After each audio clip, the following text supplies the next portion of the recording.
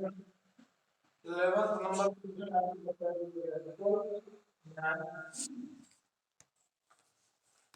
12th वाले में पहला क्वेश्चन क्लोरोबेंजीन का जो डाइपोल मोमेंट है इसका मैन्युफैक्चर हो रहा है ऐसे। पहले क्लोरोबेंजीन का स्ट्रक्चर बनाना है, ठीक है, और साइक्लोहेक्साइल क्लोराइड।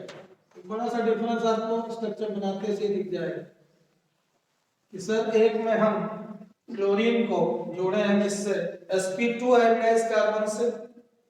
अगर ये दिखाई दे रहा हो कि कैसा स्ट्रक्चर में कार्बन है sp2 हाइब्रिडाइज, और इसमें क्या है sp3। और अगर आपको याद आए कि ज्यादा इलेक्ट्रोनेगेटिव कौन सा कार्बन होता है, sp2। sp2 hybridized carbon is more electronegative than sp3 hybridized। तो ये अलाउ नहीं करेगा कि इसकी इलेक्ट्रॉन डेंसिटी आप ज्यादा खींचें, यानी डाइपोल मूवमेंट मतलब इलेक्ट्रॉन क्लाउड ज्यादा टुवर्ड्स मोर इलेक्ट्रोनेगेटिव एटम। तो यहाँ पे क्लोरीन इलेक्ट्रोनेगेटिव ज्यादा है कार्बन से, ठीक है, यहाँ भी ज्यादा है, ठीक है, लेकिन कौन सा कार्बन अलाउ करेगा कि ज्यादा जाए या कम जाए, तो यहाँ पे आप देखें ये वाला ज्यादा अलाउ करेगा क्योंकि इसका इलेक्ट्रोनेगेटिव नेचर कम है, ठीक है, और कौन कम अलाउ करेगा ये। तो जितना ज्यादा डाइपोल मोमेंट आता है इसका मतलब उतना ही चार्ज का डेवलपमेंट होता है, और चार्ज के अलावा इलेक्ट्रॉन क्लाउड उतना ही डिस्प्लेसमेंट होता था। पिछले साल अगर आपको याद हो कि डाइपोल मोमेंट का फार्मूला कुछ इस तरह से था कि जितना चार्ज डेवलप हो इन इलेक्ट्रोनेगेटिव एटम्स और उस इलेक्ट्रोपॉजिटिव के बीच में, और कितना डिस्प्लेसमेंट हो रहा है इलेक्ट्रॉन क्लाउड का। तो अगर डाइपोल मोमेंट किसी का ज्यादा आ रहा है इसका मतलब डिस्प्लेसमेंट बढ़ेगा, इसका से ज्यादा चार्ज भी आएगा, दोनों चीजें बढ़ेंगी। Displacement of electron cloud towards more electronegative atom यानी डी भी बढ़ेगा, और सी यानी चार्ज जो डेवलप हो रहा है किसके ऊपर, इन एटम्स के बीच में, ठीक है, तो वो भी ज्यादा होगा अगर डाइपोल मोमेंट ज्यादा है, ठीक है। तो अल्टीमेटली आपको रीजनिंग क्या लिखनी है एक नंबर के हिसाब से। In chlorobenzene the carbon is sp2 hybridized which is more electronegative than carbon present in cyclohexyl chloride, ठीक है। sp3 hybridized carbon less electronegative होता है और sp2 मोर, यानी एक ही लाइन है आपके काम की, वो ये स्ट्रक्चर बना दीजिएगा और दोनों की बातें लिख दीजिएगा।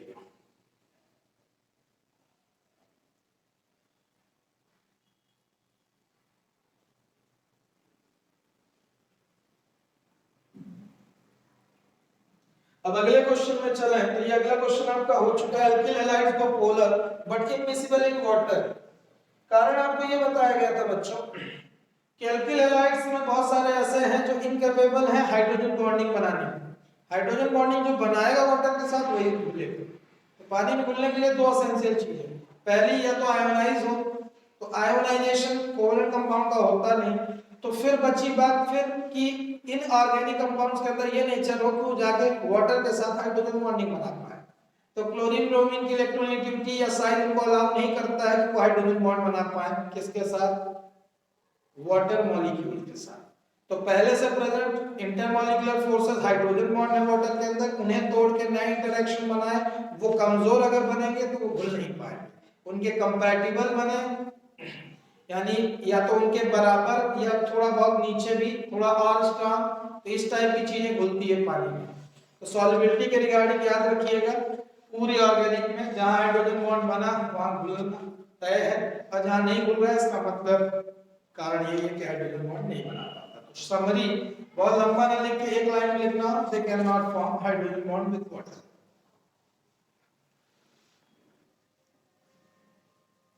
और बड़ा लंबा सा अगर लिखना हो या सुनना हो या समझना हो तो पीछे आपने जहां सॉल्युबिलिटी सेगमेंट पढ़ा था इस चैप्टर में फिजिकल प्रॉपर्टीज उस दिन, तो देख लीजिएगा। लास्ट 12th का third, Grignard reagent should be prepared under anhydrous condition. तो आपको मैंने कहा था इसका जवाब आप रिएक्शन में देंगे कि जब ग्रिग्नार्ड रिएजेंट बन जाता है अगर मॉइस्चर की प्रेजेंस हुई तो इसका फर्दर हाइड्रोलिसिस हो जाता है और ये ग्रिग्नार्ड रिएजेंट एल्केन में कन्वर्ट हो जाता है, और आपका जो मैग्नीशियम जुड़ा होता है वो हाइड्रोलाइज होकर मोर इलेक्ट्रोनेगेटिव स्पीशीज के साथ जुड़ जाता है, क्योंकि खुद मैग्नीशियम के अंदर आयनिक नेचर ज्यादा होता है, तो आयनिक चीजों को प्रेफर करेगा अपने साथ जोड़ना, ना कि कोवलेंट।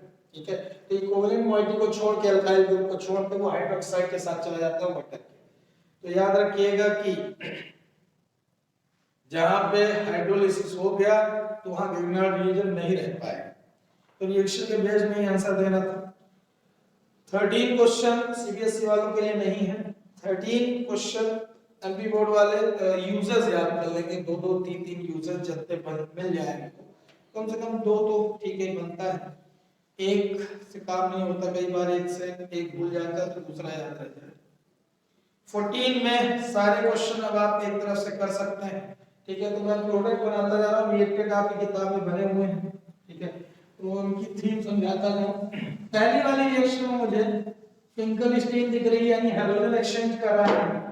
तो जहां पे आपको Cl दिख रहा है वहीं पे I को दीजिए, पहले वाले का इंड प्रोडक्ट होगा CH3 CH2 CH2, जहां Cl है वहीं पे आ जाएगा आयोडीन हैलोजन एक्सचेंज। ये मैं कर रहा हूं कौन सा क्वेश्चन 10.14 एक्सरसाइज का फर्स्ट का आंसर है। ये क्यों हो रहा है ऐसा? क्योंकि हैलोजन एक्सचेंज हो रहा है। दूसरे वाले में एथेनॉल KOH दिख रहा है। ध्यान रखना बच्चों कि इसमें मैं रिएक्टर भी बना देता हूं, तो कई बार आप कंफ्यूज हो, इससे अच्छा है पूरा ही समझना। यहाँ पे आपका जो हैलोजन है ब्रोमीन है, जिस कार्बन जुड़ा वो अल्फा है, उसके बाद 3 बीटा है। तीनों बीटा से मत निकालिए हाइड्रोजन, किसी एक से निकालिए, क्योंकि मुझे कराना पड़ रहा है एलिमिनेशन, क्योंकि प्रेजेंस मुझे जो दिख रही है वो अल्कोहलिक KOH दिख रही है। मैंने कहा था जैसे ये आप वो देखेंगे रिएजेंट, आप एलिमिनेशन कराएंगे अल्फा से हैलोजन और बीटा से हाइड्रोजन। तो जैसे अगर आप देखें अल्फा से हैलोजन निकल लिया, बीटा किसी से भी आप हाइड्रोजन हटा दीजिए, तो CH3CH double bond CH2, propene मिलेगा आपको मेजर प्रोडक्ट। ठीक है, माइनर में KBr यानी K Br को लेके चला जाएगा, H OH के साथ चला जाएगा। माइनर प्रोडक्ट आप नहीं भी लिखते हैं चलेगा, लेकिन मेजर आपको याद रहे कि बीटा एलिमिनेशन का हमेशा मेजर प्रोडक्ट क्या होता है? एल्कीन। उसमें भी 2 बनते हैं 3 बनते हैं कई बार, तो मेजर माइनर देखना पड़ता है। लेकिन यहाँ तो बनने वाले सारे एक ही प्रोडक्ट बनेंगे, तो इसमें मेजर माइनर की जरूरत नहीं पड़ेगी। आप सेकंड के बाद थर्ड में आते हैं। इस वाले में NaOH वाटर के साथ यानी एक्वस स्टेट में है, यानी जहां पे आपको Br दिख रहा है वहीं पे बाद में आपको सब्स्टिट्यूशन कॉज कराना है। अगर एक्वस NaOH लिखा तो ये OH न्यूक्लियोफाइल इस Br को रिप्लेस करेगा और आपको इस CH में OH जुड़ा हुआ दिखेगा, यानी आप पा चुके हैं प्रोडक्ट क्या? ब्यूटेन 2ऑल। यहाँ ये जो प्रोडक्ट बन रहा है वो कौन है? ब्यूटेन 2ऑल। मैंने आपसे कहा कि एक्वस के केस में सब्स्टिट्यूशन कराइए, और जहां अल्कोहलिक दिखे या एथेनॉल की प्रेजेंस दिखे तो एलिमिनेशन कराइए। इन रिएजेंट्स को आप चाहे अपने से इस्तेमाल करिए या दिए जाए, मैकेनिज्म एक ही है। एलिमिनेशन प्रेफर करेगा अल्कोहलिक मीडियम और एक्वस सब्स्टिट्यूशन। इसकी रीजनिंग भी है आगे क्यों ऐसा होता है, तो आगे जब हम वहां पढ़ेंगे क्वेश्चन वो बताएंगे फिर से एक बार। अब कैल्शियम बच्चों जब भी दिखे बहुत ही स्ट्रॉन्ग न्यूक्लियोफाइल होता है साइनाइड, तो ये तो जहां दिखे आपको सीधे सब्स्टिट्यूशन कॉज करना है। तो कितने आपको कार्बन इधर दिख रहे थे? 2 कार्बन वाला हेलोएल्केन मिला था आपको, उसकी रिएक्शन जब कैल्शियम से कराओगे किसकी प्रेजेंस है कोई मतलब नहीं, सीधे साइनाइड को Br से रिप्लेस करो, यानी CH3 CH2 और सीधे लाके साइनाइड जोड़ो। यहां भी थर्ड चैप्टर में भी फोर्थ चैप्टर में भी हर जगह कहीं भी आपको KCl दिखे या NaCl दिखे, सीधे साइनाइड को उठा के हैलोजन से एक्सचेंज करा देना है। ठीक है, न्यूक्लियोफिलिक अटैक। अब जो प्रोडक्ट बनेगा उसका नॉमेनक्लेचर चूंकि आपने नहीं सुना इसके पहले 11 में पढ़ा है तो इसलिए रिपीट कर रहा हूं। साइनाइड के कार्बन काउंट करते हैं और लॉन्गेस्ट चेन देखते हैं, तो 3 कार्बन वाला ये साइनाइड मिला है आपको। ठीक है, तो प्रोपेन लिखेंगे आप कोई ब्रांच ना होने के कारण, और ई लगाए रहेंगे, तो इसका सफिक्स जो लगता है वो नाइट्राइल, तो नाइट्राइल में एन से स्टार्ट होने के कारण ई ओमिट नहीं होता है, पूरा नाम लिखना है प्रोपेन नाइट्राइल। ये हो गया 4th नंबर आपका। 5th वाले में हाँ ये नेम वाली रिएक्शन है बच्चों को अगले चैप्टर की, क्योंकि न्यूक्लियोफिलिक अटैक दिखा रहा है इसका आंसर ये आपको यहाँ पे है C6H5ONA, इसका नाम है सोडियम फिनॉक्साइड। ध्यान से सुन लें, अगर मैं रिंग वाला बनाऊंगा तो वो भी बना सकता हूँ, बाकी आप ऐसे रखें याद कि ये फिनाइल रिंग है बेंजीन रिंग है, उससे ऑक्सीजन और Na जुड़ा रहे तो ये सोडियम फिनॉक्साइड कहलाता है। बेंजीन से O नेगेटिव जुड़ा रहे तो फिनॉक्साइड और ये सोडियम। इसकी रिएक्शन आप करा रहे हो C2H5Cl से यानी हेलो एल्केन। बच्चों यहाँ पे न्यूक्लियोफिलिक अटैक कैसे हो रहा है यहाँ ध्यान देना। ये पूरा ये जो आपको फिनॉक्साइड आयन दिख रहा है ये डायरेक्ट अटैक करेगा उस कार्बन पे जिससे हेलोजन जुड़ा है, हेलोजन निकल जाएगा और ये NaCl के साथ भाग जाएगा। तो आपका ये पूरा न्यूक्लियोफाइल जाके R ग्रुप से जुड़ेगा, यानी SN2 जैसा आपको दिखे अगर आपको C6H5O जाके C2H5 से जुड़ जाएगा और NaCl निकल जाएगा। माइनर प्रोडक्ट फिर आपको नहीं याद आता कोई दिक्कत नहीं। इस मेजर को देखें, ईथर बन चुका है। ईथर का नॉमेनक्लेचर आपको पढ़ाया जा चुका है कि ईथर में जब बेंजीन रहे अटैच, ठीक है, तो बेंजीन के कार्बन को देखें और उधर दूसरी तरफ कार्बन को देखें, जिसका बड़ा हो कार्बन नंबर ऑफ कार्बन ज्यादा हो, ठीक है, उसे मेन चेन मानना है। जिसमें कार्बन कम हो उसे माइनर चेन, उसमें सफिक्स ऑक्सी लगता है। यहाँ 2 कार्बन और ऑक्सीजन एथॉक्स, और मेन चेन में है बेंजीन इसलिए देखिए क्योंकि इस तरफ ज्यादा कार्बन है। तो ये होगा 5 आपके 6 7 और 8, वो भी आप सुनो स्क्रीनशॉट जो ले रहे हैं तो ले लेंगे।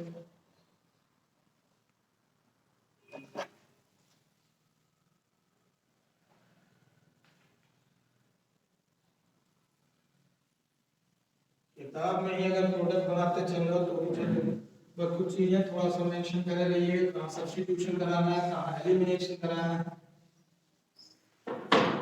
अब जैसे 6 वाला देखें आप, तो यहाँ पे मुझे दिख रहा है ROH मतलब अल्कोहल, और दूसरा उसके साथ रिएक्शन हो रही है SOCl2।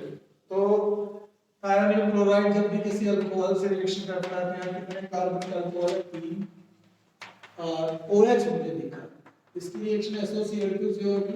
ये क्लोरीन उठा के यहाँ पर रख देगा सीधे CH3 CH2 CH2 Cl, ये 1 क्लोरोप्रोपेन हो गया या प्रोपाइल क्लोराइड हो गया, एन प्रोपाइल क्लोराइड सीधी चेन हो गया। अब 2 माइनर प्रोडक्ट भी बोले थे मैंने आपको, इसमें याद रखना SO2 और HCl। चैप्टर की सबसे पहली रिएक्शंस में था ये, जब आप method of preparation of halo alkanes पढ़ रहे थे। अगले वाले में लग रहा है एंटी मार्कोनिकॉफ, और उसके लास्ट वाले में लग रहा है मार्कोनिकॉफ। पहचान कैसे पा रहा हूं, क्योंकि एल्कीन दिख रहा है मुझे ये butene CH3 CH2 CH double bond CH2, ये एल्कीन दिख रहा है ब्यूटानीन,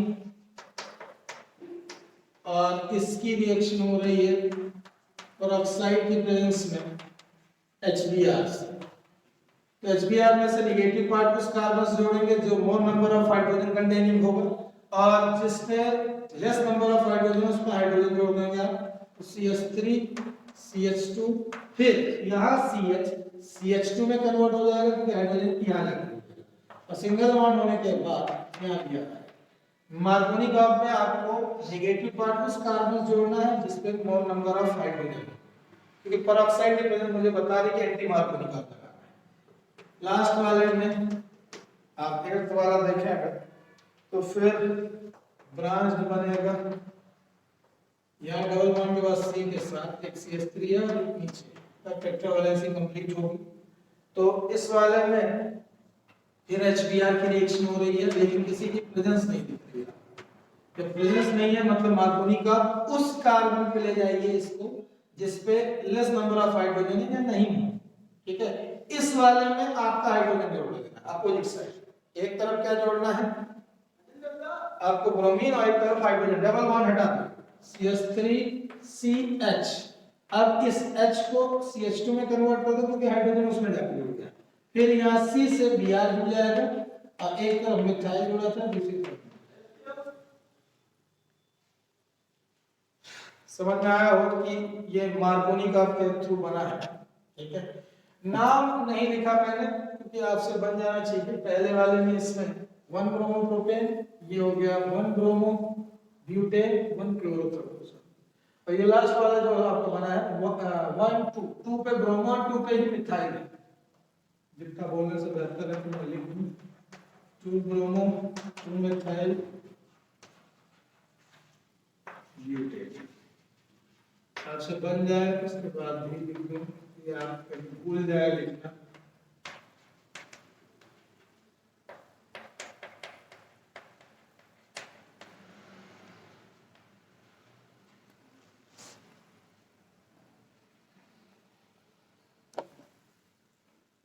क्वेश्चन नंबर 14 कंप्लीट हुआ।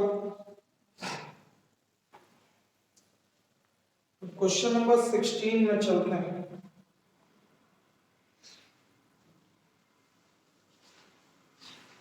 16 क्या है? 15 वाले में आपको मैकेनिज्म शो करना है। तो मैकेनिज्म में जहां साइनाइड दिख जाए बच्चों, मैंने कहा SN2 कराओ, सीधे रिप्लेस करो हेलोजन एटम को किससे? साइनाइड से। थोड़ा सा मैकेनिज्म स्टाइल से ही बना दिया जाए। तो यहाँ पे जो जहां दिया है वो बता दीजिए, आपने स्क्रीनशॉट या लिख लिया।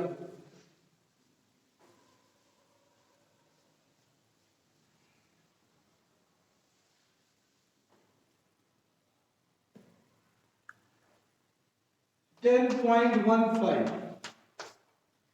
मुझे लिखा है NBuPr यानी N-ब्यूटाइल ब्रोमाइड। तो अगर सीधा सीधा बताऊं तो 1 2 3 4 ये नॉर्मल चेन हुई, इससे ब्रोमीन जुड़ा है।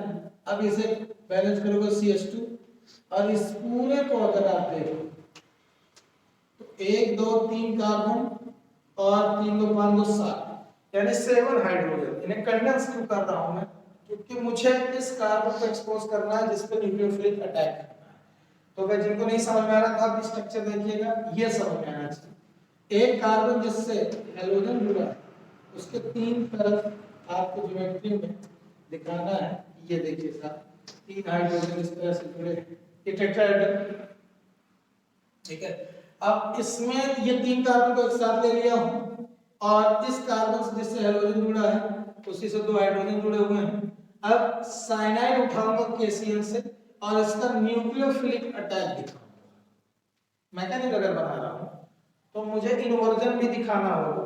तो ये साइनाइड जब अटैक करेगा तो ये पूरे सीधे हो जाएंगे, यानी अगले में इंटरमीडिएट जो बनेगा, एक तरह से ब्रोमीन निकलना स्टार्ट करेंगे भाई साहब, और साइनाइड जुड़ना स्टार्ट करेंगे। जुड़े नहीं होंगे पूरी तरह से, और नहीं पूरी तरह से निकले होंगे। इन तीनों को आप सीधे कर देंगे, यानी जो एडजेसेंट पोजीशंस में है। ये आपका इंटरमीडिएट होगा। क्योंकि मैकेनिज्म अगर SN2 याद आया तो यहाँ पे एक ट्रांजिशन स्टेट बनी थी, ट्रांजिशन स्टेट लिखा हुआ था किताब SN2 है, सबने SN2 पढ़ा है, ठीक है। लास्ट में इन्वर्जन दिखा, ये पूरी चीज इधर की ओर मुड़ गई है क्योंकि ब्रोमीन निकल गया और साइनाइड आके जुड़ चुका है। तो ये आपका साइनाइड पूरी तरह से जब जुड़ा, थोड़ा सा कार्बन, इससे C3H7 इन्वर्ट पोजीशन पे है, दोनों हाइड्रोजन भी इन्वर्ट हो गए। बनेगा क्या प्रोडक्ट? अगर एक लाइन में समझें कि यहाँ पे जो अगर प्रोडक्ट बनाना हो कि क्या हो रहा था, तो CH3 CH2 CH2 CH2 Br से जब रिएक्शन हुई किसकी? KCl, तो यहाँ पे आपका प्रोडक्ट बनेगा CH3 CH2 CH2 CH2। यहाँ तक ठीक था। Br की पोजीशन साइनाइड ले रहा है, इसका नाम यहीं से आप समझे हैं, पेंटेन नाइट्राइल।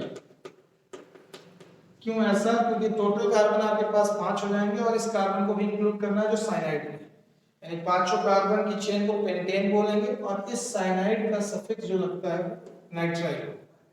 यहाँ जो बना आपका ये यही है पेंटेन नाइट्राइल, इन्वर्टेड हो गया, यानी इसी का आप लिख देंगे नाम, इन्वर्जन हो रहा है, इन्वर्जन हो रहा है कॉन्फ़िगरेशन, ठीक है। फाइनल प्रोडक्ट भी दिखा दीजिए तो Br नेगेटिव निकल चुका है। जैसे आप मैकेनिज्म प्रोटीन वाले को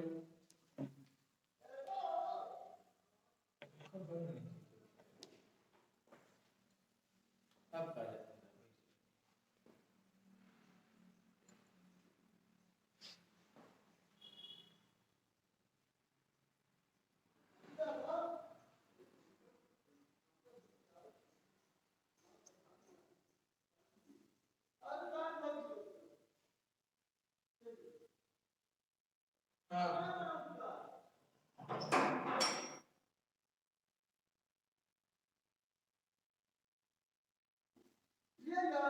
ये मैं इसको कम चलना।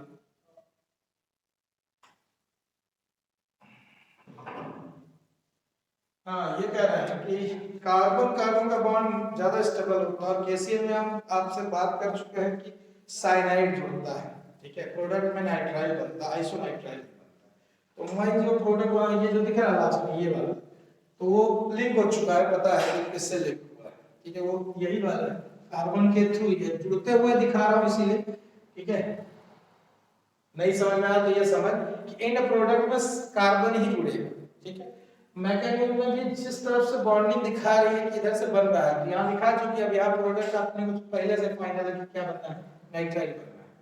तो एक बार बस दिखाना है कि अटैक दिखाओ, फिर दूसरे बार कार्बन से बॉन्डिंग, बस यहीं तक नीड है। इन दो स्ट्रक्चर से साइनाइड का अटैक एक है और जिसके थ्रू जुड़ रहा है वो दिखाना है। एमसी से ये दिखा रहा हूं जिससे एग्जैक्टली पता रहे कि कार्बन से लिंक हो रहा है, ना कि नाइट्रोजन से। सुनिए,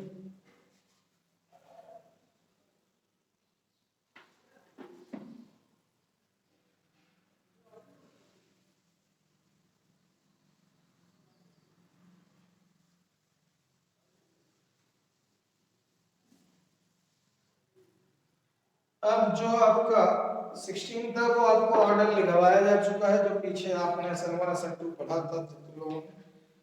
17 वाले में हाँ, इसमें थोड़ा सा मैं बियॉन्ड करूंगा केस कि आप दोनों तरीके की चीजें लिखना बोर्ड में ना है, इसमें कोई कंफ्यूजन ना रहे। 10.17 यहाँ C6H5 यानी बेंजीन, CH2Cl यानी ये बेंजाइल क्लोराइड, डाइफिनाइल क्लोरोमीथेन, ये अगला है। अब कह रहा है कि इन दोनों रिएजेंट्स को अगर ट्रीट कराया जाए KOH से, कौन जल्दी हाइड्रोलाइज होगा, ठीक है। तो मेरे पास हाइड्रोलिसिस के लिए KOH से दो मैकेनिज्म है, SN1 और SN2। ये दोनों मैकेनिज्म की अपन बात कर लेते हैं जिससे आपको समझ में भी आए रीजनिंग के साथ। ये प्राइमरी स्टेट में है और ये सेकेंडरी स्टेट में है, ये तो समझ में आता हो सबको। यहाँ CH2 से जुड़ा है हाइड्रोजन और यहाँ पे वो CH से जुड़ा है, यानी दोनों तरफ आपको बल्कीनेस दिख रही है, ठीक है, और इसमें सीधा एक तरफ बस दिख रही है, दो तरफ हाइड्रोजन है। तो अगर मैं SN2 में कहूँ कि ये A कंपाउंड दे देता हूँ इसको B, कौन बार बार इसके फार्मूले या नाम लिखता बैठे, तो अपन कंपाउंड A को ज्यादा रिएक्टिव पा रहा है किससे, कंपाउंड B से। जिन्हें नहीं समझ में आया ध्यान से देख लें, एक कौन सा है, ये प्राइमरी स्टेट वाला, तो प्राइमरी ज्यादा रिएक्टिव होता है किससे, सेकेंडरी से। जब आप कौन सा मैकेनिज्म लगाते हैं, SN2, तो हाइड्रोलिसिस किसका जल्दी होगा, A का, इन केस की अगर आपका कौन सा पाथवे इन्वॉल्व होता है, SN2, ठीक है। तो इसमें रीजनिंग क्यों लिखनी है आपको और क्या लिखनी है वो देखना। Due to less steric hindrance, अगर ये आपको वर्ड याद आए, ये लोग भी पढ़े थे SN2 और SN1 कि बच्चों आपको बताया गया था बल्कीनेस अगर कम होती है, तो जैसे इसमें एक ही बल्की ग्रुप है, इसमें दो दो बल्की ग्रुप है, तो न्यूक्लियोफाइल की अप्रोच इसमें घट जाएगी और न्यूक्लियोफिलिक अप्रोच एक बार में ही पहुंच जाएगी, तो दो हाइड्रोजन से लिंक है। तो न्यूक्लियोफिलिक अटैक SN2 में एक ही बार में होना चाहिए, सिंगल स्टेप, तो उसके लिए बल्कीनेस जितनी कम हो बेहतर, ठीक है। और अगर ये आपको नहीं लिखना, क्योंकि मैं इसलिए बता रहा था कि आप कंप्लीट आंसर तैयार रखा करें, तो आप केवल SN1 के थ्रू बताना चाहते हैं तो वो भी ठीक है। SN1 केवल एक मैकेनिज्म अगर लगाना है, तो इसमें आपसे रीजनिंग मैंने क्या बोली है कि आप कार्बोकेटाइन की स्टेबिलिटी देखें। तो बच्चों कार्बोकेटाइन की स्टेबिलिटी आपको तीन बताई गई, ये ऑर्डर, ये टर्शियरी सबसे मोस्ट स्टेबल होता है कार्बोकेटायन, फिर सेकेंडरी, फिर प्राइमरी। ठीक है, रीजन इसके अंदर भी था हाइपर कंजुगेशन। ठीक है, दूसरा इंडक्टिव इफेक्ट था, इलेक्ट्रॉन रिलीजिंग ग्रुप थे, यानी कई रीजनिंग के बाद ये आपका ऑर्डर बन के आया था पिछले साल का। अब यहाँ पे अगर देखें तो सेकेंडरी ज्यादा स्टेबल कार्बोकेटायन प्रोड्यूस करेगा किसके तुलना में, प्राइमरी। यहाँ इस CH से अगर Br Cl हट जाए तो देख, यहाँ पे मैं पहले आगे आंसर बताता हूँ आपको। B ज्यादा रिएक्टिव होगा किससे, A से। Reason due to stability of carbocation. तो कार्बोकेटायन ज्यादा स्टेबल कौन सा होगा, सेकेंडरी किसकी कंपैरिजन में, प्राइमरी। दोनों स्टेबल हैं ये बता दूं मैं आपको। ये ज्यादा स्टेबल इसलिए है क्योंकि रेजोनेंस इसमें दोनों तरफ से है। अब इसको अगर आप फर्दर आप लिख नहीं रहे हैं आंसर, बस इसको समझ लें कैसे कह रहा हूं कि बेंजीन से अटैच एक ये क्लोरीन हटेगा और बेंजीन ये आपका बेंजाइल कार्बोकेटायन में बनेगा, तो एक रेजोनेंस यहां से मिलेगा आपको, यानी ये पूरा का पूरा रेजोनेंस के कारण इसका पॉजिटिव हट जाता है। अब अगर इधर वाले को देखो तो उसमें इधर भी बेंजीन है और इधर भी बेंजीन है, तो फायदा ये है कि जहां CH के ऊपर पॉजिटिव चार्ज आया वो इधर से भी स्टेबलाइज होगा और इधर से भी स्टेबलाइज होगा, यानी दोनों तरफ से रेजोनेंस होने के चांसेस इसमें है। इसमें केवल एक तरफ से रेजोनेंस हो, रेजोनेंस दोनों में होगी लेकिन ज्यादा रेजोनेंस कैसे होगी, जैसे इसके 4 स्ट्रक्चर और इसके 4 स्ट्रक्चर। रेजोनेंस में ये होता है बच्चों, more the resonating structure, more is the stability. Greater the number of resonating structure, greater is the stability. ये बात याद रखना। तो जहां इसमें 4 या 5 रेजोनेंस स्ट्रक्चर बनेंगे उसके डबल बनेंगे इसमें। ठीक है, तो कार्बोकेटायन की स्टेबिलिटी इसमें ज्यादा है, जिससे आराम से न्यूक्लियोफाइल अप्रोच करके इससे जुड़ जाएगा SN1 मैकेनिज्म में। ये पहली बार आयोनाइजेशन हो, देन फिर अटैक हो न्यूक्लियोफाइल, जैसा कि आपने सुना है कि SN1 दो स्टेप में होता है। स्टेप 1 जिसमें आयोनाइज होता है एल्किल हैलाइड, एराइल हैलाइड, फिर उसके बाद अगली स्टेप में क्या होता है, उसमें न्यूक्लियोफिलिक अटैक। जो फास्टर होती है वो नीचे वाली यानी सेकंड स्टेप होती है, पहली वाली स्टेप जल्दी नहीं होती है, स्लो होती है, जिसे रेट डिटरमाइनिंग स्टेप कहते हैं, जिससे कारण से ही यूनिमॉलिक्यूलर था SN1। ये पूरा एक्सप्लेनेशन SN1 का मैंने रिकॉल कराया, अगर आपको याद आ गया तो मैं ये कह रहा हूं कार्बोकेटायन की स्टेबिलिटी इसमें भी और इसमें भी है, लेकिन ज्यादा स्टेबल कार्बोकेटायन कौन सा है, ये, क्योंकि greater the number of resonating structure greater is the stability. ये आपकी थीम है।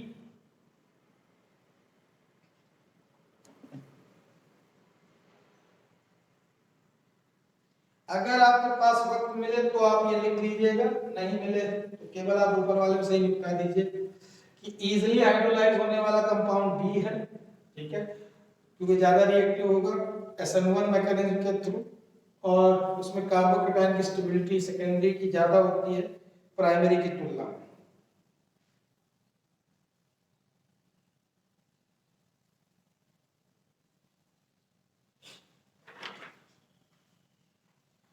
क्वेश्चन नंबर 18, इसका आंसर आपकी किताब में था। मैंने कहा था फिजिकल प्रॉपर्टी जब पढ़ा रहा था तो लोग टिक कर लिए थे, जो लोग नहीं किए होंगे उनके लिए। इसमें बच्चों मेल्टिंग पॉइंट का जो रोल है या पैरा आइसोमर्स के लिए डायरेक्ट, अपन को अगर 3 आइसोमर मिलते हैं, एक आर्थो पे मिले, एक मेटा पे मिले और एक पैरा,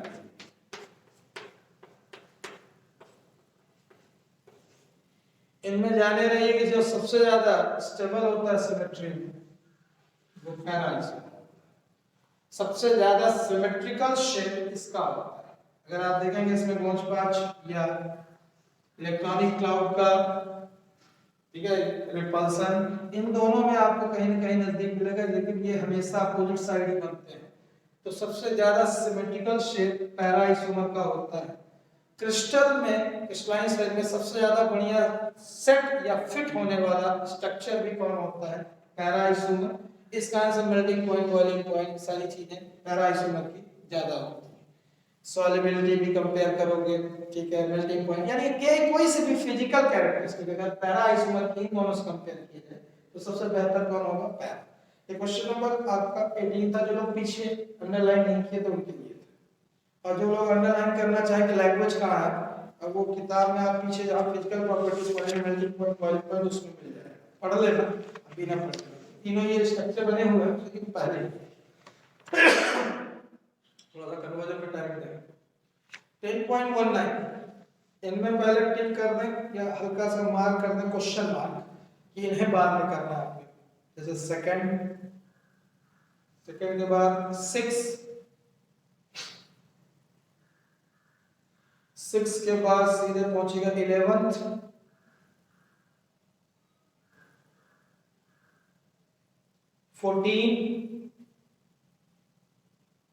14 के बाद लास्ट 20।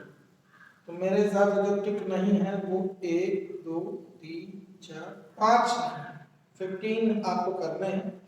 ये 5 आपको बाद में करने हैं, ऐसा नहीं कह रहा हूं कि नहीं करना, बाद में करना है। जो इस चैप्टर से बिलोंग कर भी रहे हैं नहीं भी कर रहे, यानी आधा आधा है।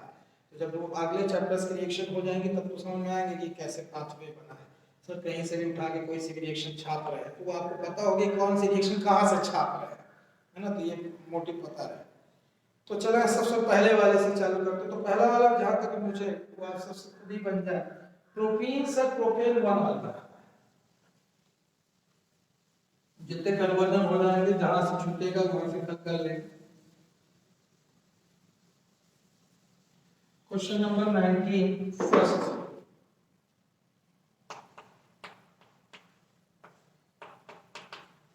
प्रोपीन से प्रोपेन वनॉल बनाना है। अब मेरे दिमाग में पहले प्रोपीन आया फिर प्रोपेनॉल वनॉल। एक काम करते हैं, टाइम कितना बचा उसमें कुछ बातें करते हैं जिससे आप देखे भी रहे।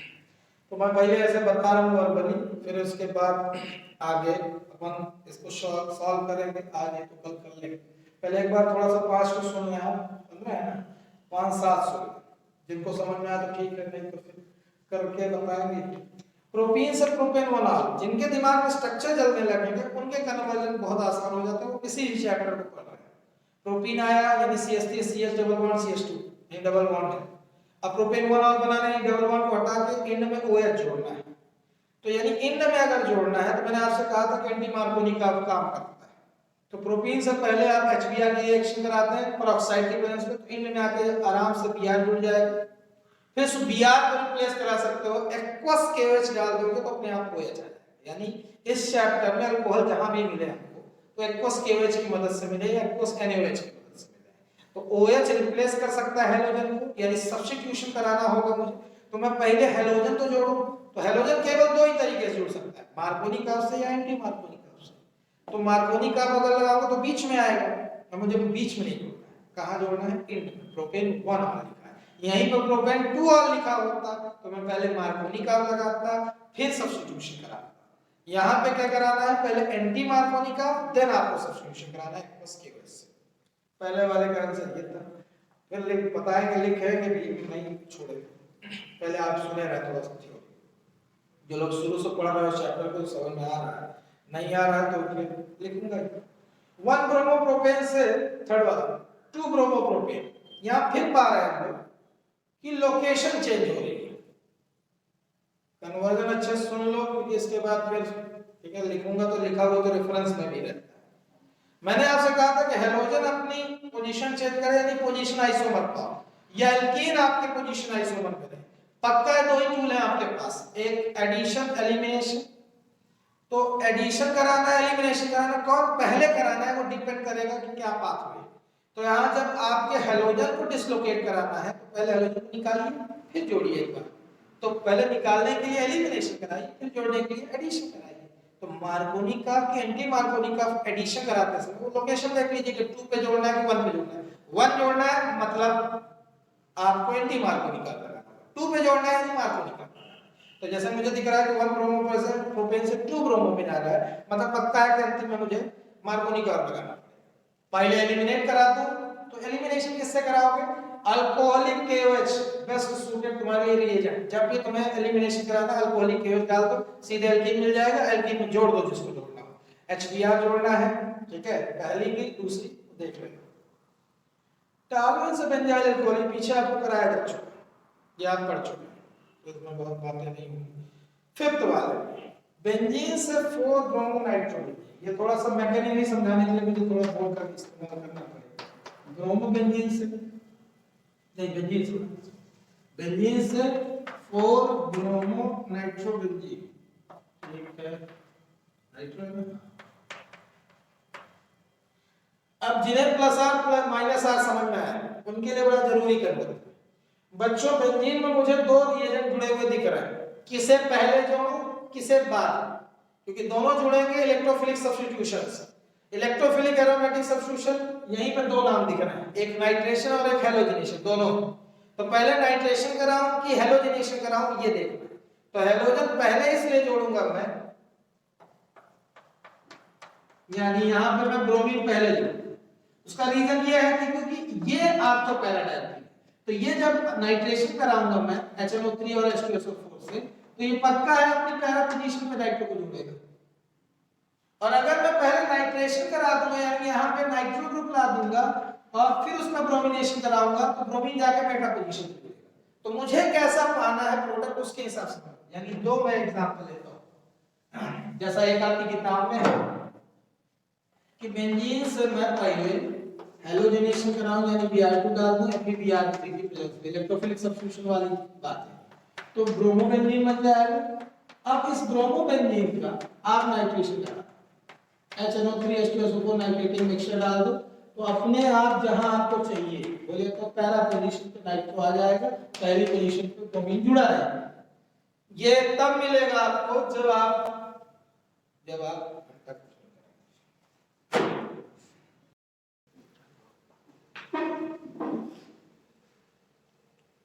अब एक क्वेश्चन बड़ा सा बच्चों, क्वेश्चन नंबर नहीं 20 है, छोटा ही 21 पे पड़ा है, तो 20 वाले में चलते पढ़ो उसे पहले।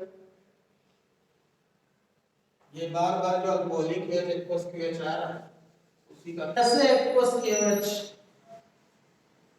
आपका सब्स्टिट्यूशन कॉज कराता है। तो इस लैंग्वेज को समझने के लिए आपको पहले मीडिया समझने पड़ेंगे, क्योंकि आपको समझ में ये आ रहा हो कि दोनों बार रिएजेंट तो सब KH ही है, एक बार वो लिया जा रहा है वाटर में यानी एक्वस, और एक बार लिया जा रहा है क्या अल्कोहल। तो ये एक्वस वाला सब्स्टिट्यूशन करके अल्कोहल दे देता है मेन प्रोडक्ट, और जब अल्कोहलिक बेस लेता है तो बनता है अल्कीन। यानी घर में कहते थे जहां भी बीटा एलिमिनेशन कराना है अल्कोहलिक बेस डाल, जहां सब्स्टिट्यूशन कराना है OH लाना है अल्कोहल बनाना है सीधे आप एक्वस की ओर डाल।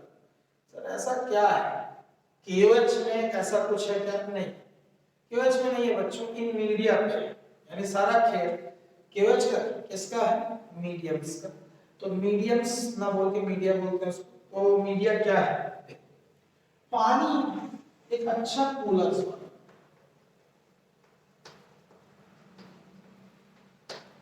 इसके आयोनाइज होने के बाद आपको 2 चीजें मिलेगी। तो मेन मेरा है OH निगेटिव। अब इस हाइड्रोक्साइड को ही आप समझिए एक बार वाटर में एक बार अल्कोहल। तो अगर ये वाटर में जाएगा तो ये चारों तरफ से कैसे गिरेगा, हाइड्रेशन कैसे होगा, कुछ इस तरह से समझिए, इमेजिन करिए कि पानी किसे इस OH निगेटिव को कुछ इस तरह से घेरेगा।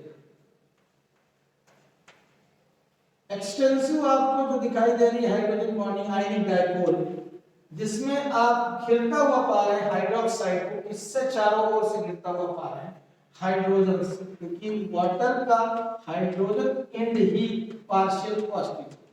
ये पार्शियल पॉजिटिव एंड से चारों तरफ से घिर जाएगा कौन? हाइड्रोक्साइड।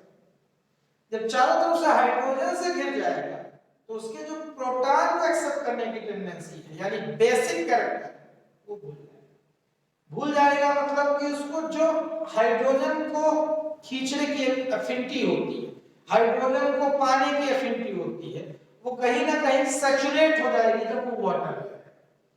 कहने का मतलब यहां तक अगर आपने खा लिया है तो फिर रसगुल्ला है या कोई कुछ चढ़ रहा है ना, सूंघ लेंगे ठीक है साहब, कल देखेंगे, पचने तो पहले वाला। तो कुछ इसी तरह से है कि OH निगेटिव की टेंडेंसी है प्रोटॉन को अब्स्ट्रैक्ट करने की, खींचने की। तो प्रोटॉन की जो भूख है उसकी चारों तरफ से वाटर में कुछ फिल कर कि बेटा आप तो कितना ले ले ले खा, कितना हाइड्रोजन चाहिए। तो हाइड्रोक्साइड की जो बेसिक कैरेक्टर की टेंडेंसी वो पूरी तरह से खत्म की तरह। अब OH नेगेटिव दोनों तरह के बिहेव कर सकता है, अच्छे से न्यूक्लियोफाइल भी अच्छा है, ठीक है, और बेस भी अच्छा है। तो इन दोनों में से कौन सा नेचर है ना सब्ट्रैक्ट हो चुका है, बेसिक कैरेक्टर यानी प्रोटॉन को सब्ट्रैक्ट करने की, चुराने की जो टेंडेंसी है वो खत्म हुई इसमें वाटर में।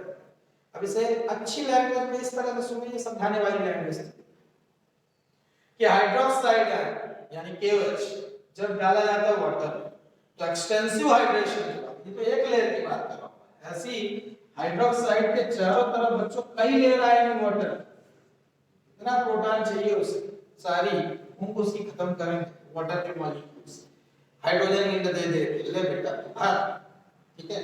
तो हाइड्रोक्साइड के चारों तरफ से एक्सटेंसिव हाइड्रेशन होने के कारण यानी प्रोटॉन के में क्लोज इनफ होने के कारण इसके अंदर का बेसिक कैरेक्टर खत्म, केवल और केवल प्रोनाउंस होकर निकलता है न्यूक्लियोफिलिक नेचर। जो दोनों नेचर थे उनमें पहला होगा basic nature then nucleophilic nature. तो पहले बेसिक नेचर को निपटा दिया वाटर में, अब बचा कौन सा न्यूक्लियोफिलिक। तो जो न्यूक्लियोफिलिक अप्रोच है वो दिखाता है उस KOH और इसीलिए जाके उस कार्बन पे डायरेक्ट अटैक करता है न्यूक्लियोफिलिक, क्योंकि उसको हाइड्रोजन से मतलब नहीं, हाइड्रोजन को पा गया, वो पेट भर गया उसका। अब उसका सीधा नेचर ये है कि न्यूक्लियोफिलिक है तो मतलब उस कार्बन के ऊपर अटैक करना जिस पे हाइड्रोजन जुड़ा है, तो ये न्यूक्लियोफाइल जाके उस कार्बन पे अटैच हो और हाइड्रोजन को हटा देगा। जिन लोगों को शुरू से ना समझ में आ रहा तो इनके लिए OH नेगेटिव के अंदर दो नेचर होते हैं, एक बेसिक और एक न्यूक्लियोफिलिक। मैंने कहा पानी में जाते से ही कौन सा रिड्यूस हो गया नेचर या नेग्लिजिबल रह गया, बेसिक, क्योंकि बहुत ज्यादा हाइड्रेशन हो गया उसका। हाइड्रेशन मतलब वाटर की लेयर्स का उसके चारों तरफ सराउंड होना, सॉल्वेशन जिसको बोलते हैं, एक्सटेंसिव सॉल्वेशन, सॉल्वेंट के साथ अच्छा म्यूचुअल अच्छा है, बढ़िया है, बेसिक कैरेक्टर खा गया, ठीक है। अब बचा कौन सा न्यूक्लियोफिलिक नेचर, वो अपना न्यूक्लियोफिलिक नेचर दिखाएगा और सब्स्टिट्यूशन कॉज करेगा। जब आती है बात अल्कोहलिक मीडियम की, तो उसकी वो भूख जो शुरुआत से लगी थी, जब से लगता है जन्म लिया तो वो भूख नहीं निकली, मतलब ये कि उसका बेसिक कैरेक्टर दिखाने का जो टेंडेंसी था OH का वो फुलफिल नहीं हो पाएगी इस मीडियम। तो जैसे वो हेलो एल्केन्स को पाता है तो उसकी नजर उस कार्बन में बिल्कुल नहीं पड़ती है जिससे हैलोजन जुड़ा है, क्योंकि वो न्यूक्लियोफिलिक नेचर अभी नहीं।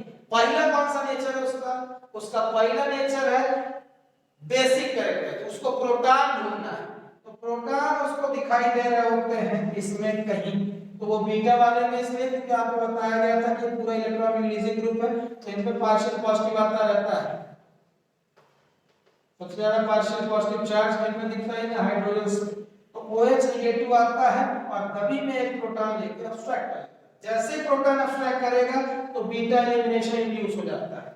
मतलब ऐसा है कि मीडिया, समझिए मीडिया करो, अल्कोहलिक KOH जब लेते हैं तो उसका बेसिक कैरेक्टर प्रोनाउंस रहता है, तो हेलो एल्केन्स में जहां भी उसे प्रोटॉन दिखते हैं सीधे अटैक प्रोटॉन पे करता है, और प्रोटॉन को जैसे खींच लेगा तो फिर एलिमिनेशन इंड्यूस हो जाएगा, बीटा एलिमिनेशन, यानी हाइड्रोजन उधर निकलने लगेगा, इधर से इलेक्ट्रॉन डेंसिटी इधर क्यों ट्रांसफर होगी, तो बीटा एलिमिनेशन का मैकेनिज्म समझाया था। तो यहां से प्रोटॉन को खींचने की टेंडेंसी इस अल्कोहलिक मीडियम के कारण आई है, यानी उसका बेसिक कैरेक्टर प्रोनाउंस हुआ। और बेसिक कैरेक्टर इसमें गायब क्यों हो गया, न्यूक्लियोफिलिक बस क्यों बचा, उसका रीजन है हाइड्रेशन।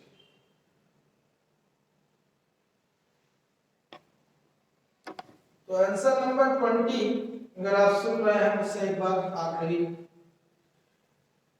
अल्कोहलिक KOH और एक्वस KOH में सारा खेल मीडियम का है। तो मीडियम अगर डिफरेंट दिए जाएं तो KOH के अंदर की पोलैरिटी अलग अलग, KOH पूरी तरह से आयोनाइज हो जाएगा वाटर में जाके और OH नेगेटिव एक्सटेंसिवली हाइड्रेट हो जाएगा, चारों तरफ से सॉल्वेशन होने के कारण उसकी बेसिक कैरेक्टर में कमी आएगी और प्रोनाउंस हो जाएगा उसका न्यूक्लियोफिलिक अप्रोच, जिस कारण से वो सब्स्टिट्यूशन कॉज करता है और अल्कोहल मेजर प्रोडक्ट देता है सब्स्टिट्यूशन। लेकिन अल्कोहलिक KOH में उसका पोलराइजेशन सेपरेशन अच्छे से नहीं हो पाता है, आयोनाइज अच्छे से नहीं हो पाता है क्योंकि अच्छा सॉल्वेंट पूरी तरह से पोलर नहीं है अल्कोहल। तो आयोनाइजेशन ना होने का प्रोटॉन को अब्स्ट्रैक्ट करने की उसकी टेंडेंसी बरकरार रहती है। तो जैसे ही हेलो एल्केन्स आप देते हो तो उसमें जो प्रोटॉन उसको दिखता है उसी को छीन लेता है। कौन सा वाला छीनता है वही हमको बताया कि बीटा कार्बन पे, है ना, जो आपके हाइड्रोजन्स रहते हैं उन पे पार्शियल पॉजिटिव आता है, यानी क्योंकि इलेक्ट्रॉन रिलीजिंग ग्रुप कहलाते हैं इलेक्ट्रॉन ऑन एल्काइल, तो प्रोटॉन को लेके निकल लेता है। प्रोटॉन को लेके निकल लेगा तो सीधे सीधे डिटर्मिनेशन चालू हो जाएगा, प्रोडक्ट क्या बनेंगे, एल्कीन्स। अब क्वेश्चन भी पढ़ लो एक बार, पता चले मैं सब समझाया जा रहा है, क्वेश्चन नहीं समझ में आ रहा, अब क्वेश्चन भी पढ़ लो एक बार। मीटा एलिमिनेशन कराता है तो एल्कीन प्रोडक्ट बनते हैं जब आप अल्कोहलिक वेस्ट लेते हो, और मेजर प्रोडक्ट अल्कोहल होते हैं जब सब्स्टिट्यूशन कॉज कराता है कौन, एक्वस केज। ये था आपका सेगमेंट। तो ये कल पढ़ेंगे 21 और 22 किस बच जाएगा।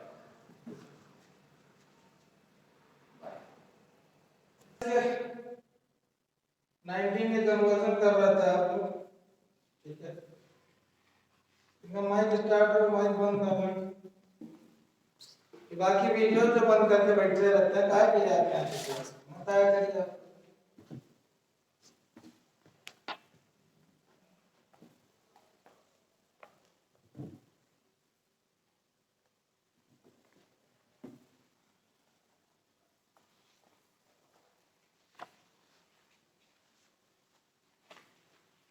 पहले चैप्टर के 19 क्वेश्चन में थे आप। 19th क्वेश्चन में पहला कन्वर्जन जो था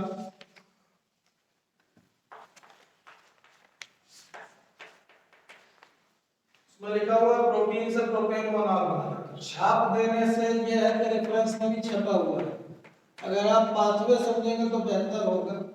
प्रोपेन वन ऑल बनाना है, जो कल भी समझा रहा था कि आप वन ऑल बनाना है मतलब एंड में जोड़ना है, यही टू ऑल बनाना होगा तो यही मैकेनिज्म जाएगा, लेकिन उसमें कुछ चेंजेस आएंगे, जैसे दोनों ही बना देना।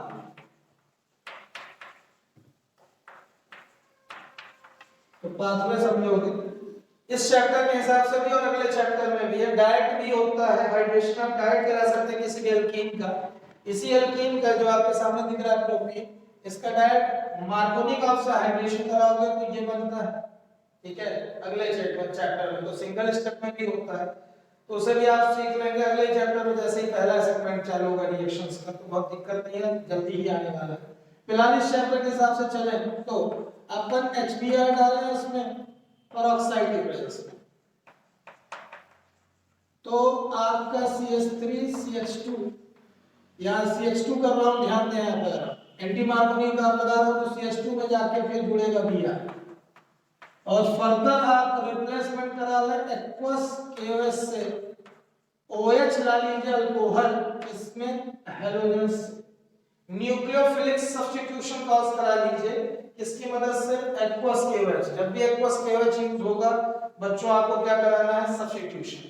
तो अल्कोहल चाहिए अगर आपको तो एक्वस KOH याद रखिए, क्योंकि अगले चैप्टर का नाम ही अल्कोहल फिनॉल ईथर है, आपको कई जगह अल्कोहल चाहिए होगा, और जहां हेलो एल्केन से पाना होगा तो वहां आपकी मदद कौन करने वाला है, केवल और केवल एक्वस KOH NaOH, इन दोनों को याद रखिए। नेक्स्ट, अगर मुझे ये पाना है तो यहाँ पे पहले मैं मार्कोनिक ऑफ लगाऊं, HBr डाला, कोई प्रेजेंस नहीं, CH3 CH, ये Br हुआ, फिर CH3, फिर एक्वस KOH डालूंगा तो वही काम करेगा, लेकिन इस बार आप प्रोपेन 2 ऑल पा रहे हो, पहली बार जो आपको दिया गया था वो प्रोपेन वाला, तो कहां लेके जाना है वो आपका सब्स्टिट्यूशन कहां पे कॉज होगा, जहां पे आप जोड़ोगे। तो अगर आप जोड़ रहे हो 2 पे यानी मार्कोनिक का लगा लो, इंड में जोड़ना चाह रहे हो तो मतलब एंटी मार्कोनिक का, तो दिमाग में ये रहे। चलिए अब अगला करते हैं, छापने लगे। इसमें है 1 ब्रोमोप्रोपेन से 2 ब्रोमोप्रोपेन, थर्ड नंबर। मैंने आपसे कहा कि लोकेशन अगर आपको चेंज करनी है, पोजीशन आइसोमर बनाना है, ये 1 ब्रोमोप्रोपेन है और आपको बनाना क्या है, 2 ब्रोमोप्रोपेन।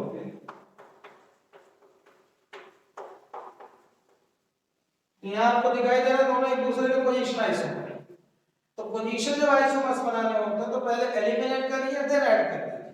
एडिशन में आप मार्कोनी का एंटी मार्कोनी का जो लगाना चाहें लगा सकते हैं। तो फिलहाल आपको दिख रहा होगा बीच में जोड़ना है मतलब मार्कोनी का, और अगर एंड में जोड़ना होता तो एंटी मार्कोनी का। ठीक है, तो किसी किसी का माइक बीच बीच में स्टार्ट हो जाता है, थोड़ा रुक गया है कुछ। चल यहाँ पे कुछ पूछना हो तो बताना। अभी अगर मैं इसका अल्कोहलिक केओएच से एलिमिनेशन, अल्कोहलिक केओएच आपको याद आया क्या होता है, जो बीटा एलिमिनेशन यूज करता है। तो अल्फा से बीआर यानी फंक्शनल ग्रुप, बीटा से हाइड्रोजन निकाल लीजिए, आपको हमेशा एल्कीन मेजर प्रोडक्ट मिलते हैं। अब जैसे आपको एल्कीन मिल जाए, अब आपको जहां जोड़ना उसके हिसाब से करा दीजिए एडिशन। तो पहले एलिमिनेशन कराएंगे आप, फिर एडिशन कराएंगे। हमेशा जब पोजीशन आइसोमर्स बनाने होंगे तो 1 से 2 में जाना हो या 2 से 1 में जाना हो, हर बार आप पहले एलिमिनेट करा दीजिए देन ऐड कर दीजिए। ठीक है, तो एडिशन किस मैकेनिज्म से होगा, मार्कोनी कर्व से, क्योंकि आपको बीच में लाना है। तो यहाँ इंटरमीडिएट के नाम लिखने होंगे, या मैं कहूँ सबके नाम। तो सबके नाम में पहला आखिरी वाला तो दिया ही रहता है, बस बीच वाले का आना चाहिए आपसे। ठीक है, तो हर जो कन्वर्जन है सब में नीचे नाम जरूर लिखेंगे आप, है ना। इंटरमीडिएट से इनऑर्गेनिक की ऑर्गेनिक है तो वो देख लो, ये ऑर्गेनिक है तो ऑर्गेनिक का लिखिए, इनऑर्गेनिक का केवल प्रेजेंस दिखा। तो ये आपका दो हो गए कन्वर्जन।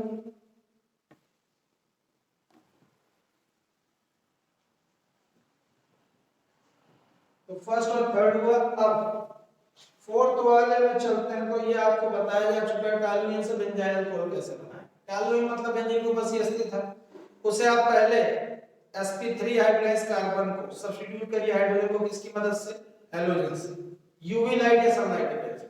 फिर जब क्लोरीन या ब्रोमीन आ जाए तो उसका सब्स्टिट्यूशन करा दीजिए एक्वस की वजह से। तो जब अल्कोहल पाना है और हैलोजेंस लाना है, तो हैलोजेंस किस वजह से लाते हैं वो आपको मेथड ऑफ प्रिपरेशन में आया था। जब केमिकल रिएक्शंस पढ़े तो उसमें आ गया कि हैलोजेंस को कैसे हटाना है, हैलोजेंस कैसे लाना है और कैसे हटाना है। तो मेथड ऑफ प्रिपरेशन और केमिकल रिएक्शन साइमल्टेनियसली अगर आपके दिमाग में बैठी है तो बेहतर होगा कि आपसे कन्वर्जन के सारे पाथवे बने।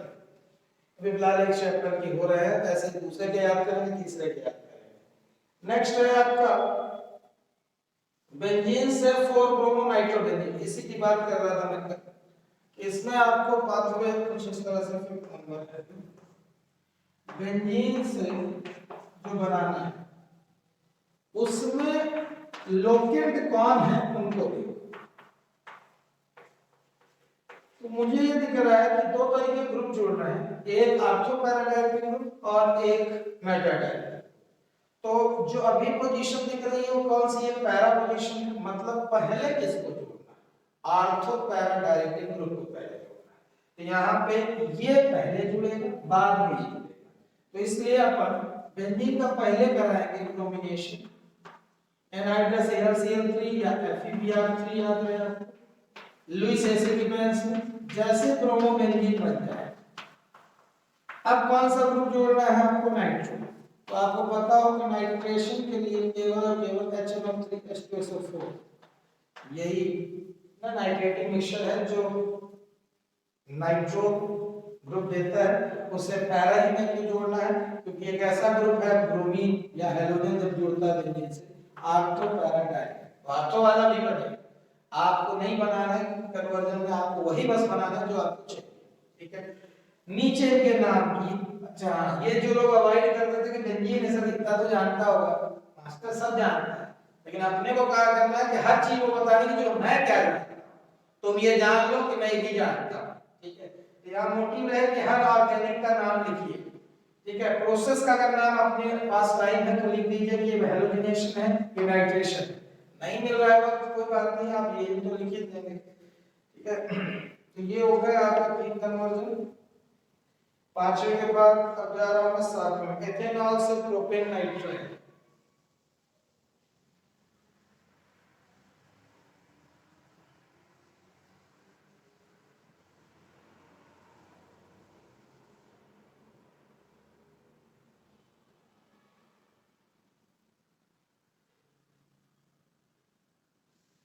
कल समझाया जा चुका था आपको, दोबारा रिपीट किया कि आपको कहीं भूले ना। एथेनॉल से प्रोपेन नाइट्राइल बनाना, तो एथेनॉल बच्चों CH3CH2OH, आसान है कि आप इसमें CH3CH2Cl यानी साइनाइड का, तो बहुत सारी रेफरेंसेस में ऐसा है कि आप डायरेक्ट साइनाइड के Cl डालिए, रिप्लेस कर दीजिए OH, लेकिन आप इस चैप्टर के हिसाब से ही चलेगा। और मैं ये भी कहूँ कि फाइनल एग्जाम में भी इसी तरह से, कहने का मतलब ये कि पहले आप हेलोजिनेशन कराएं, यानी आप इस OH को रिप्लेस करें Cl या Br, ठीक है। तो कैसे कर सकते हैं, आप HBr डाल दीजिए या HCl ZnCl2 या एसोसिएट, जो आपको पसंद है। तो आप पहले CH3CH2Cl डालें, बेहतर नहीं, हमको सबसे बेहतर ये दिखता है, आप ये Cl लाइए और फिर आप KCl से या NaCl, दो में से कोई भी रिएजेंट यूज करिए। नॉमेनक्लेचर अगर बनता है तो इनके प्रोडक्ट और प्रायोरिटी इसको देनी है, आपको पता ही पहले से दोनों बनाए रहिए, फिर रिप्लेसमेंट कराना आपको रिएजेंट से याद आ जाएगा कि जिस चैप्टर से है। ये भी आपको समझ में आएगा, ऐसा नहीं है कि कन्वर्जन आपको नहीं समझ में आएगा, कहां से किस चैप्टर से उठाया है। पढ़े हुए ही आते हैं, सीआरटी से आते हैं, जहन्नुम से नहीं आते हैं, ठीक है। तो केवल और केवल आप अच्छी एनसीईआरटी से सारी रिएक्शन जितनी पढ़ी है उनको याद करते रहिए, और कहीं से नहीं आना है। नेक्स्ट है एनिलीन से क्लोरोबेंजीन, कुछ याद आ रहा है, ये कन्वर्जन सैल्टमेयर का है। तो एनिलीन से क्लोरोबेंजीन, एनिलीन से ब्रोमोबेंजीन, एनिलीन से आइडोबेंजीन, ये इवन फ्लोरोबेंजीन, कोई सा भी आया सारा लिखा दिया गया था आपको साइड में। तो हाफ रिएक्शन उसमें थी, उसे हमने नाम दिया था डायजोटाइजेशन। जैसे वो हेलो एलिस में कन्वर्ट हुआ था तो कंप्लीट नाम दिया था सैंडमेयर।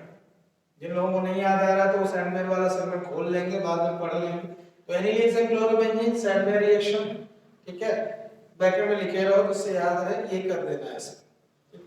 बेंजीन की रिएक्शन पहले HNO2 से करानी है, NaNO2HCl से, तो बनेगा benzene diazonium salt, benzene diazonium chloride, जिसकी रिएक्शन आप किससे कराएंगे, Ki से कराएंगे जब हाइड्रोबेंजीन चाहिए। CuCl2HCl से कराएंगे, ये आपको याद आए, सारे कुछ पढ़ चुके हैं आप, ठीक है। नेक्स्ट है 2-chlorobutain से 3,4-dimethyl हेक्सेन। पढ़ने से कुछ ऐसा नहीं लग रहा है कि डबल होते हुए दिख रहे हैं कार्बन। 2-chlorobutain, ब्यूटेन मतलब 4, और 3,4-dimethyl हेक्सेन मतलब 6 और 2 8, मिथाइल के भी 2 कार्बन हैं, तो 6 + 2 8 कार्बन हो गए। पहले कितने थे 4 कार्बन, तो डबल हुआ, मतलब पक्का है कि वो रिएक्शन, यानी मैंने ये समझा कि इस वाले में 2-chlorobutain जो दिख रहा है, ठीक है। तो इसे करता हूं थोड़ा सा डिजाइन से, इसलिए जैसे आपको जोड़ते समझ में आए, यही रिपीट सोडियम किसकी प्रेजेंस में, ईथर। अब आप यही पार्ट को रिपीट कर दीजिए जिससे हम रिएक्शन करते आए, CH3CH2CH CH3। इस अल्काइल पार्ट को R और R कर देते थे, तो यहीं से रिपीट कर, अपने आप वो जो डिजायर्ड प्रोडक्ट है आपको मिल जाएगा। अगर आपने पांचवें समझा एक चीज, जहां डबल होते हुए कार्बन दिखे सीधे मुड़ जाना है, तो आप अपने आप को क्लोरोब्यूटेन से क्या पा गए हो, 3,4-dimethyl हेक्सेन कार्बन गिन लो, तो आपको समझ में आया कि 4 से 8 हो रहे हैं, ठीक है। तो ये नंबर आंसर था आपका 9। अब 10th में चलो, 10th पढ़ो, पहले क्या लिखा है,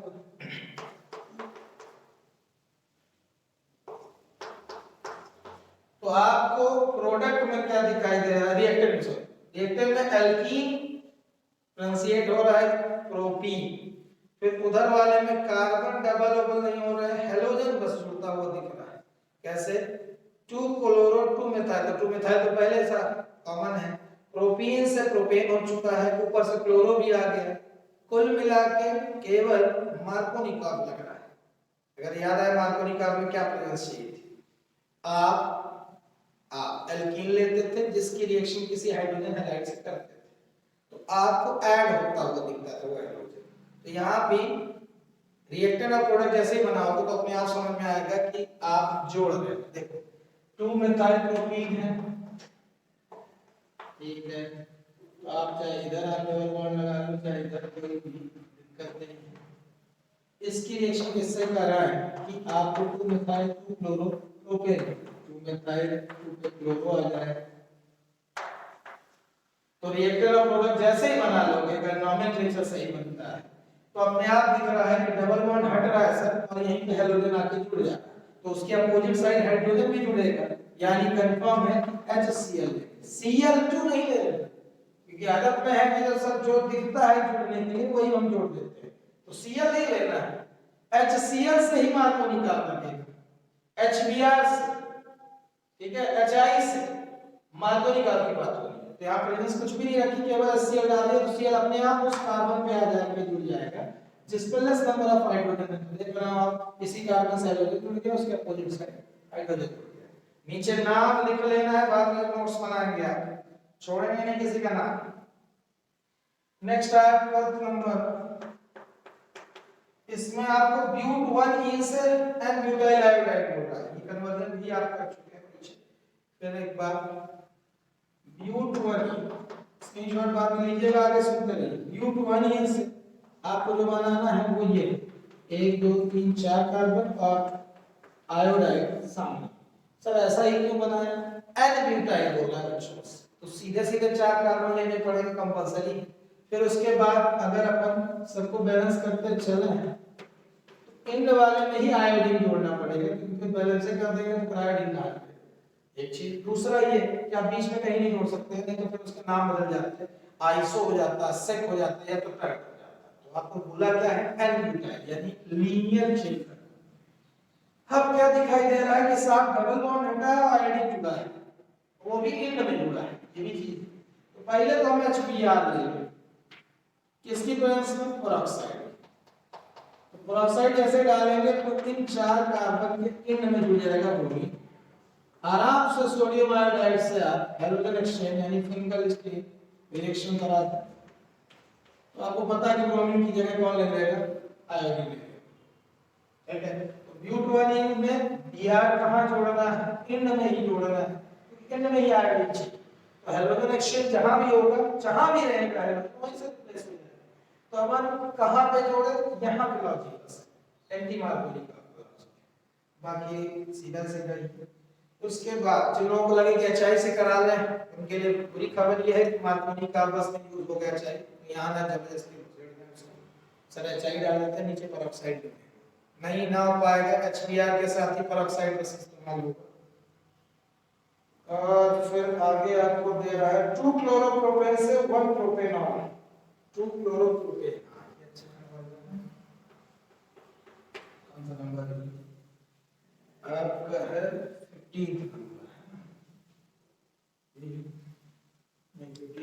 15 13 नंबर में आपको दिखाई दे रहा है 2 क्लोरोप्रोपेन से 1 प्रोपेनॉल, 2 क्लोरोप्रोपेन से प्रोपेन बनाओ।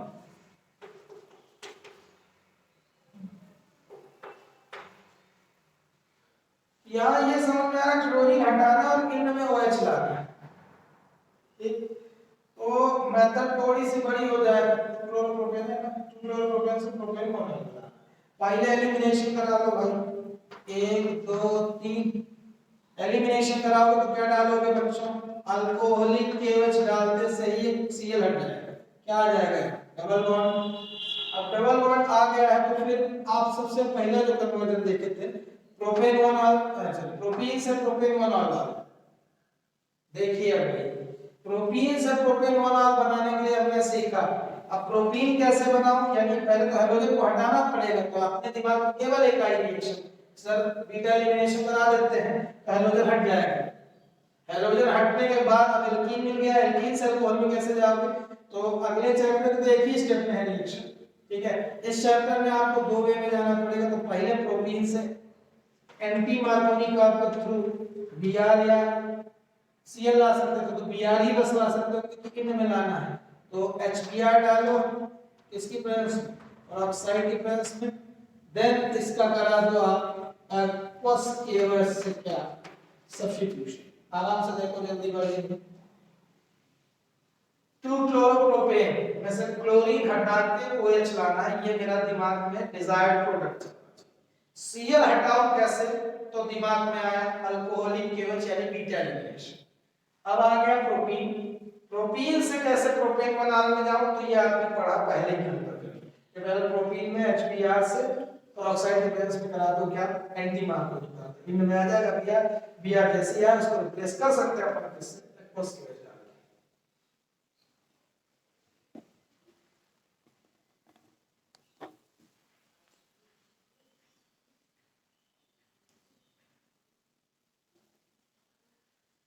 तो ये था आपका कौन सा नंबर, 13 नंबर था, ठीक है।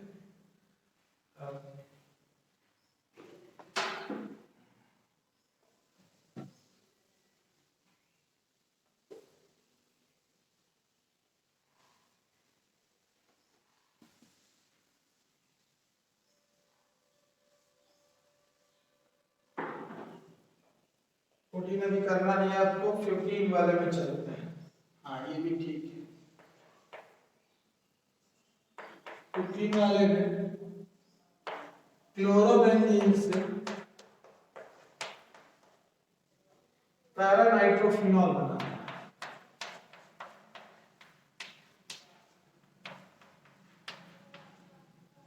जल्दीबाजी नहीं फिर से, पहले ये देखिए कि यहाँ दो सब्स्टेंस जुड़े हैं, किसे पहले जोड़े किसे बाद। तो मैं ये जानता हूँ क्लोरोबेंजीन खुद एक ऑर्थोपैराडाइक्टिक ग्रुप है, यानी आराम से इसका नाइट्रेशन करा सकते हैं। HNO3 H2SO4 डाल, तो जैसे ही आपका क्लोरीन के साथ नाइट्रेशन कराया जाएगा क्लोरोबेंजीन का, तो नाइट्रो ग्रुप आपका ऑर्थो और पैरा दोनों पोजीशन पे जाता है। आपको कहाँ चाहिए, पैरा पे चाहिए सर, तो पैरा में जोड़ो। तो पैरा में जोड़ने के बाद क्या करना है, फिर आपको न्यूक्लियोफिलिक सब्स्टिट्यूशन कराना है, यानी Cl की जगह क्या लाना है, OH। तो आपके पास कई कंडीशंस थी। सबसे पहला वाला था chlorobenzene to phenol, 623 kelvin temperature, NaOH H+ और 300 atm प्रेशर। तो इतनी एक्सट्रीम कंडीशन नहीं डालनी पड़ेगी क्योंकि NO2 आ चुका है। तो सेकंड कंडीशन याद करो, जहां पे आपको टेंपरेचर कितना रखना था, पहली स्टेप में NaOH डालना था और टेंपरेचर 443 केल्विन डालना था। उसके बाद सेकंड स्टेप में आप एसिड डाल दो H+। ये क्लोरीन जो है रिप्लेस होके किससे, किसमें कन्वर्ट हो जाता है, फिनॉल। क्लोरोबेंजीन से फिनॉल एक था, फिर उसके नीचे 3 रिएक्शन लगातार थी, एक एक करके नाइट्रो ग्रुप लेते जाओ। एक बार पैरा में लिए थे, एक बार ऑर्थो पैरा में लिए थे, तो और टेंपरेचर गिर गया था 368 केल्विन, फिर और H2O डाल के वापस कर देने से हो गया था। जब ऑर्थो पैरा ऑर्थो तीनों पोजीशन पे था, कुछ याद आया कि बहुत एक्सट्रीम कंडीशन लेनी पड़ी थी, तब जाके ये अलग हुआ था क्लोरीन। क्योंकि 4 रीजन आपने पढ़े, न्यूक्लियोफिलिक सब्स्टिट्यूशन आसानी से नहीं होता है हेलोजेंस। ये रिएक्शन से याद होंगी तभी, नहीं तो ऐसा चल रहा है कि हम ही को आ रहा है और आपको नहीं आ रहा है। उसका केवल एक कारण है कि हमें पीछे की रिएक्शन नहीं आ रही। 2 ब्रोमोप्रोपेन से 1 ब्रोमोप्रोपेन है, सेम ऐसा ही टाइप का कन्वर्जन आपने अभी सुना आज ही।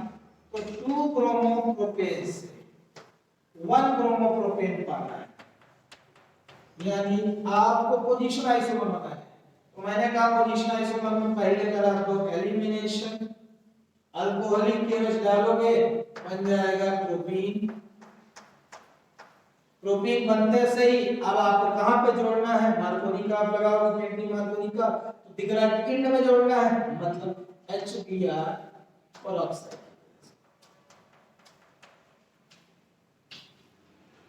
ये है कन्वर्जन के पाथवे कि अगर आपको दोनों तरफ के रिएक्टर और प्रोडक्ट बना लो तो आराम से आप ये बात समझ सकते हो इसको हटाना है, कैसे हटाना है। तो हटाने के लिए आपको हर जगह काम आ जाता है अल्कोहलिक OH। जोड़ना किसके थ्रू है, डबल बॉन्ड से जोड़ना है कि सब्स्टिट्यूशन करा के जोड़ना है, वो डिपेंड करेगा कैसे रिएक्शंस करा। नेक्स्ट है आपका क्लोरोइथेन से ब्यूटेन, ये नंबर है आपका 17। तो 17 वाले में क्लोरोइथेन, यहाँ पर सब दिख रहा है। क्लोरोइथेन मतलब 2 कार्बन से 4 कार्बन बन रहा है, तो N ब्यूटेन जो बन रहा है, मतलब मुझे डबल कार्बन बोला तो अपन ने सीधे सोडियम ईथर रख दिया, यानी ये कौन सी रिएक्शन हो गई? आराम से नीचे नाम लिख दिया, कार्बोनिल। फिर आपका आ गया बेंजीन टू डाइफिनाइल। ये नंबर कौन सा है? 18 नंबर है आपका। तो इसमें आपको बेंजीन से डाइफिनाइल बनाना है। बेंजीन लो पहले, डाइफिनाइल तो एक ही रिएक्शन में आया है बच्चों, तो पहले क्लोरोबेंजीन या ब्रोमोबेंजीन बना लो इलेक्ट्रोफिलिक सब्स्टिट्यूशन से, एनहाइड्रस AlCl3 तो बेंजीन में आ जाता है क्लोरीन या ब्रोमीन। आप फर्दर इसकी फिटिंग रिएक्शन करा। फिटिंग रिएक्शन में क्या होता है कि क्लोरीन, ये दो आपके हो जाते हैं, दोनों को आपको आपस में जोड़ देना है, हैलोजन को सोडियम के साथ। ये रहा डाइफिनाइल। बेंजीन से क्लोरोबेंजीन, क्लोरोबेंजीन से डाइफिनाइल। तो क्लोरोबेंजीन से डाइफिनाइल कम पूछता है, 11 वाले एक रिएक्शन पूछ देता है जो इस चैप्टर में आपको लिखा दी गई थी, हैलोजेंस की प्रिपरेशन। इलेक्ट्रोफिलिक सब्स्टिट्यूशन है, इलेक्ट्रोफिलिक सब्स्टिट्यूशन रिएक्शन पढ़ चुके हो इसको।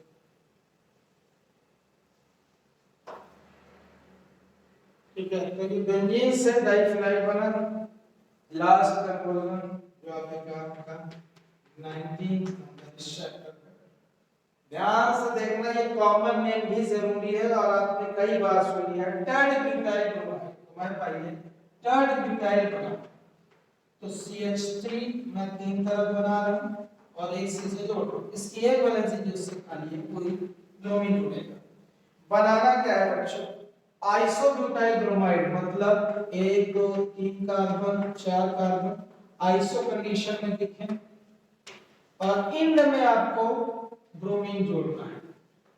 तो जिन्हें भूल जाए ये ब्रांचेस तो बड़ी दिक्कत है, ये याद रखना था आइसोब्यूटाइल क्या होता है। एक CH2 मिथाइल जुड़ा है, आइसो कंडीशंस में है, फिर एक और कार्बन इंटरवेनिंग जोड़ेंगे तो ये आइसोब्यूटाइल है, इसको हटा दूं तो ये आइसोप्रोपाइल है, CH2 हटा दूं, ठीक है। और उसके आगे ब्रोमीन जोड़ना है क्योंकि एक वैलेंसी खाली रहेगी, आइसोब्यूटाइल ब्रोमाइड। ये टर्ड ब्यूटाइल ब्रोमाइड हुआ, नाम से कुछ आया समझ में आया कि आइसोमर सीन्स। तो जहां आइसोमर्स आए बच्चों क्या करना है? पहले एलिमिनेशन देन एडिशन।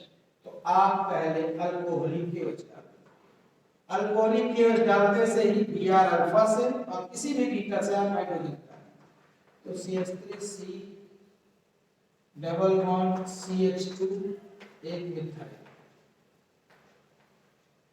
ये आप देख लो बीटा एलिमिनेशन का प्रोडक्ट 2 मिथाइल प्रोपेन बना है।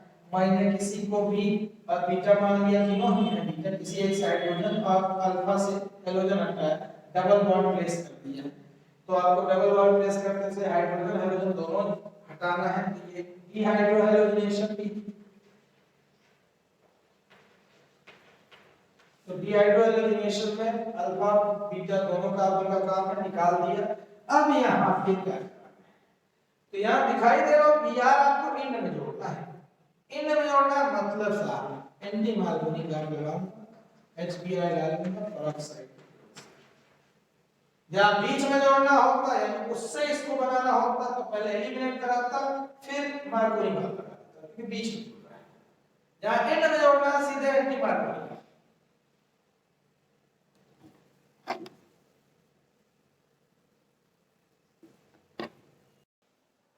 तो आप एक्सरसाइज के लास्ट 2 क्वेश्चंस देखेंगे, ठीक है।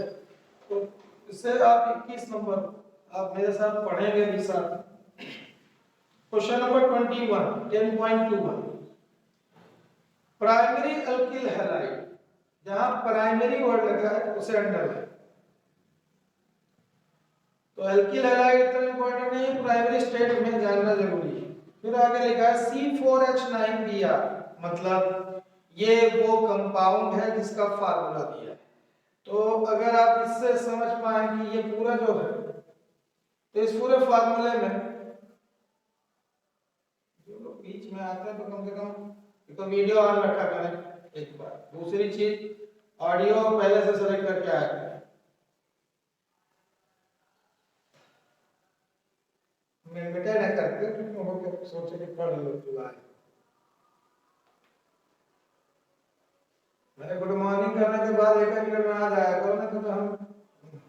गुड आफ्टरनून कर लेंगे, ठीक है।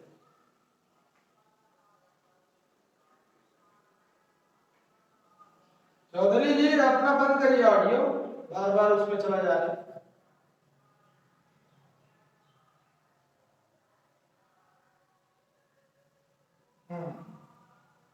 तो पहला वर्ड आपने क्या अंडरलाइन किया, प्राइमरी, फिर एल्किल हैलाइड है।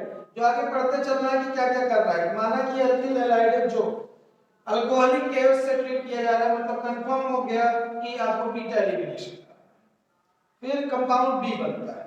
कंपाउंड बी क्या होगा, ये कंफर्म है कि बीटा एलिमिनेशन के बाद हमेशा एल्कीन बनता है। तो एल्कीन बनने के बाद फिर उसको रिएक्ट कराया जा रहा है HBr से। जब प्रेजेंस नहीं दे रहा पेरोक्साइड के, मतलब मार्कोनी का आप लगाना है, तो एल्कीन की रिएक्शन HBr से होगी, तो आप ये कंफर्म मान गए कि HBr से रिएक्शन हो रही तो मार्कोनी का लगा देना है। फिर उसके बाद C बन गया, तो फिर ये एल्किल हैलाइड बन गया है। अब इस एल्किल हैलाइड के बनते से ही, ठीक है, वो कह रहा है कि जो C है एल्किल हैलाइड, वो पहले वाले एल्किल हैलाइड का आइसोमर। सीधी सी बात है कि जब नंबर ऑफ कार्बन बढ़ घट नहीं रहे, मतलब वो एक दूसरे के आइसोमर ही होंगे, बस लोकेशन चेंज हो जाएगी, ठीक है। अब आगे सब समझें। तो कहता है कि जब A को, यानी सबसे पहले जो लिया था आपने, उसी को अगर आप सोडियम मेटल के साथ ट्रीट करा रहे हैं, तो सोडियम मेटल के साथ कौन सी रिएक्शन होगी, अगर प्राइमरी एल्किल हैलाइड है तो कंफर्म है कि वुड्स रिएक्शन देगा। तो वुड्स रिएक्शन में आपको ये पता है कि जो कार्बन रहेगा उसी को आपको डबल कर देना है, ठीक है। तो डबल होता हुआ दिख रहा है कि आपको C8H18 मिल रहा है, यानी 8 कार्बन मिल गया है प्रोडक्ट में। बच्चों सबसे इंपॉर्टेंट लाइन इस question, which is different from the compound form when N-butyl bromide is reacted with sodium। सबसे इंपॉर्टेंट लाइन इसलिए कह रहा हूं कि उससे आपको यह पता चल जाएगा कि वो जो प्राइमरी एल्किल हैलाइड है वो कौन सा है। मतलब ये कह रहा हूं कि जो इस फार्मूले से बनने वाले एल्किल हैलाइड है वो एक से ज्यादा तरीके के बनते हैं। तो जैसे अगर ये फार्मूला आपको याद आए,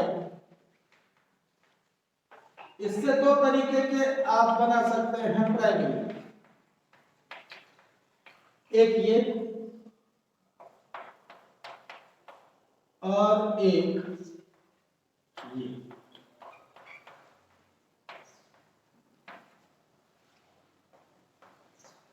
अगर आप इन दोनों को देख रहे हैं तो ये दोनों ही प्राइमरी है।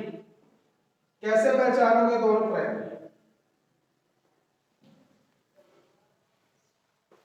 दोनों में आपको जुड़ा हुआ दिख रहा है CH2Br। CH2Br मतलब ये प्राइमरी तो दोनों है।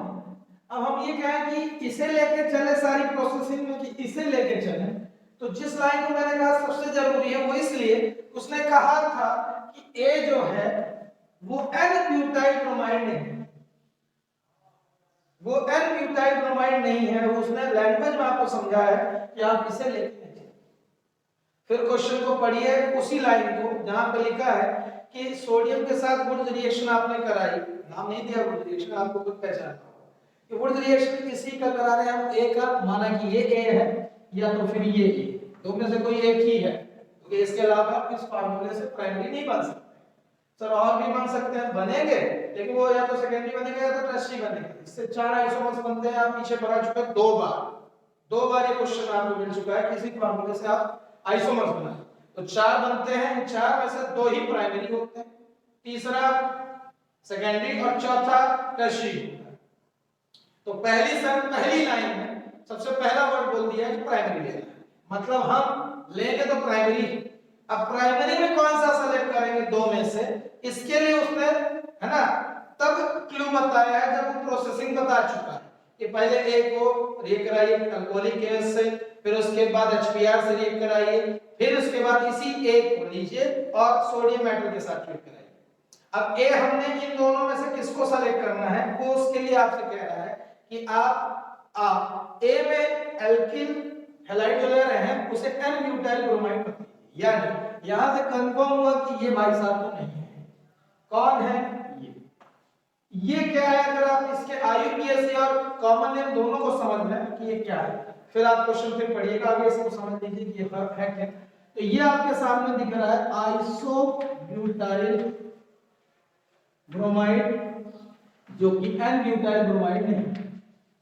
ठीक है, दूसरा IUPAC 2 मेथाइल स्टार्ट आप यहां से करेंगे तो 1 ब्रोमो को पहले लोकेट कर दें। 1 ब्रोमो 2 मेथाइल प्रोपेन। तो ये ए कंफर्म हुआ कि कौन है, तो आइडेंटिफाई करने के लिए आपने ये कर लिया। अब क्वेश्चन फिर से पढ़ लीजिए, मैं जो बात कर रहा था।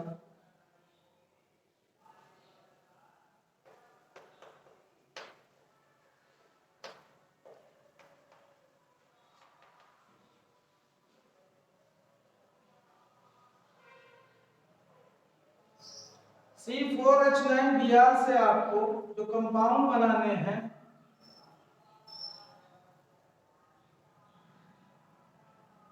उन कंपाउंड्स में आपको ये देखना है कि जितनी प्रोसेस ही करें आप क्या नहीं लेंगे, एन ब्यूटाइल ब्रोमाइड नहीं लेंगे। वो तीसरी लाइन में आपसे बताया, तीसरी और चौथी लाइन, चौथी लाइन नहीं, तीसरी लाइन में लास्ट में बताया। ठीक है, अब मुझे ये अगर फाइनल हो चुका हो कि मुझे ये लेके चलना है ए, तो ए को ले रहे हैं। फिर से एक बार यहाँ बोर्ड पे नजर रखना, CH3 CH CH3 CH2 4 carbon या C4H9 दिया। अब इस ए को आपने अल्कोहलिक केएच से ट्रीट करा। जैसे ही अल्कोहलिक केएच देखोगे आप क्या कराओगे, बीटा एलिमिनेशन।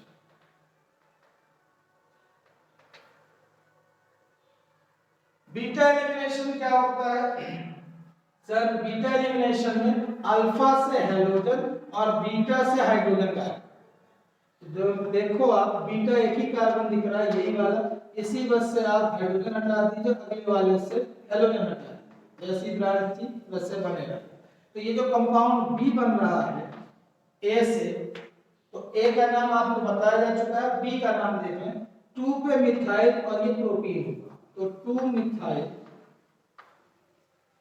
प्रोपीन। फिर कह रहा है कि इस बी को आप HBr से ट्रीट कराइए। HBr से ट्रीट कराना मतलब मुझे एल्कीन को HBr से ट्रीट कराना मार्कोनी का रूल है। तो मार्कोनी का रूल जब आप हम इसमें लगाएंगे तो Br को उठा के उस कार्बन से अटैच करेंगे जिस पे लेस नंबर ऑफ हाइड्रोजन है, तो CH3C, इसी से हम एक बार नीचे Br जोड़ दें और ऊपर तो मिथाइल पहले से ही जुड़ा था, और अपोजिट साइड आपको याद हो कि जब बॉन्ड हटता है तो हाइड्रोजन जुड़ जाता है, तो यहाँ फिर CH3 हो जाए। अगर इस कंपाउंड C को देखो और A को देखो तो C और A एक दूसरे के आइसोमर्स हैं। प्रूफ यह है बच्चों कि इसमें भी कार्बन और हाइड्रोजन और ब्रोमीन की संख्या दोनों में बराबर रहेगी, दोनों के फार्मूले C4H9Br रहेंगे। दूसरा नाम आप देखिए तो अलग अलग मिलेंगे, ये अगर प्राइमरी है तो बच्चों ये टर्शियरी है अगर दिखाई देगा, ये टर्शियर की अलग हो चुका है एक चीज। दूसरी नाम भी देखें बदल जाएगा, 2 ब्रोमो 2 मेथाइल प्रोपेन, और आपने जो ए लिया है उसका नाम देखिए तो उसमें 1 ब्रोमो है। ठीक है, इसका नाम 2 ब्रोमो हो गया। आप 1 2 3 करोगे तो 2 पे ही ब्रोमो मिलेगा, 2 पे ही मिथाइल प्रोपेन। तो ए और सी आइसोमर मिल चुके हैं। फिर लास्ट में कहता है कि साथ ए को आप यानी CH3 CH CH3 CH2Br sodium atom के साथ ट्रीट कराएं। तो ये है आइसोब्यूटाइल ब्रोमाइड। जैसे ही आप सोडियम इसकी प्रेजेंस में डालेंगे ईथर की प्रेजेंस में, तो आपको पता है ये डबल होने वाला है, हाइड्रोजन को लेके कौन चला जाएगा, सोडियम, इसी को डबल कर दीजिए तो CH3 CH CH3 CH2, यहां तक तो आपको यही पार्ट मिल गया। इसी को रिपीट करना है Br हटा के। तो अगर आप इसमें गिने तो फिर C8H18 ही मिलने वाला है, यानी फार्मूला D का जो होगा वो C8H18 ही मिलेगा। आप कार्बन गिन लेंगे, कार्बन गिनने के बाद हाइड्रोजन भी काउंट करेंगे तो उस रिएक्शन के बाद C8H18 ही मिलेगा।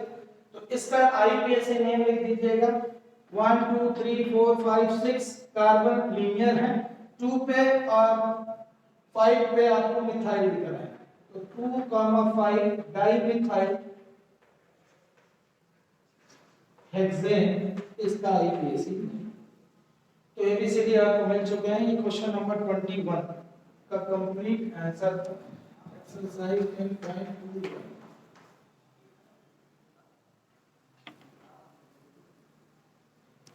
इसमें मेरी मदद अगर थी तो केवल इतनी थी कि आप पहचान लें मेरी मदद से कि प्राइमरी दो तरीके के हैं, उन दोनों में से कौन जरूरी है आपको पहचानना वो। ठीक है, क्वेश्चन को अच्छे से फिर पढ़ा और ये आंसर सामने दिख रहा है, उसे देखते रहे। हाँ बल्लू, ए बल्लू, बल्लू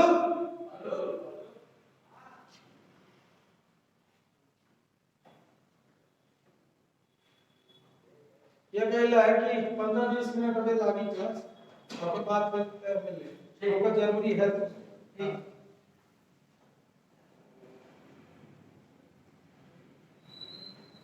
हाँ, और डाउट हो तो अभी पूछ लें आप लोग क्वेश्चन पढ़ने के बाद, क्योंकि इस टाइप के क्वेश्चन हर साल पेपर में 100% आते हैं। तो हर चैप्टर में इस तरीके के क्वेश्चन है, जो एक ऐसा क्वेश्चन जो अप टू 3 मार्क्स का आता है, जिसमें सब छिपा हुआ होता है, चैप्टर की सबसे एसेंशियल रिएक्शन, जरूरी रिएक्शन उसमें जरूर है। ठीक है, अब यहीं पे अगर हम बात करें अगले चैप्टर में भी मिलेंगे, अगले चैप्टर में ऐसे क्वेश्चंस खूब सारे मिलेंगे, लास्ट चैप्टर में भी मिलेंगे, यानी मींस वाले। तो वो करता क्या है कि जरूरी रिएक्शन जो है उनसे वो फार्मूला मॉड्यूलेट करके बनाता है। फार्मूले कैसे कैसे मिलेंगे वो सुनो, कुछ क्लूज दे रहता हूं जो अगले चैप्टर में देखते से ही समझ में आए, क्योंकि बेटा पेपर में रैंडम है, ये तो नहीं कि यही छपा छपाया आ जाए। तो आप फार्मूलों को कैसे टैली करेंगे कि एलिफेटिक है कि एरोमेटिक, पहले तो ये समझना चैलेंज है।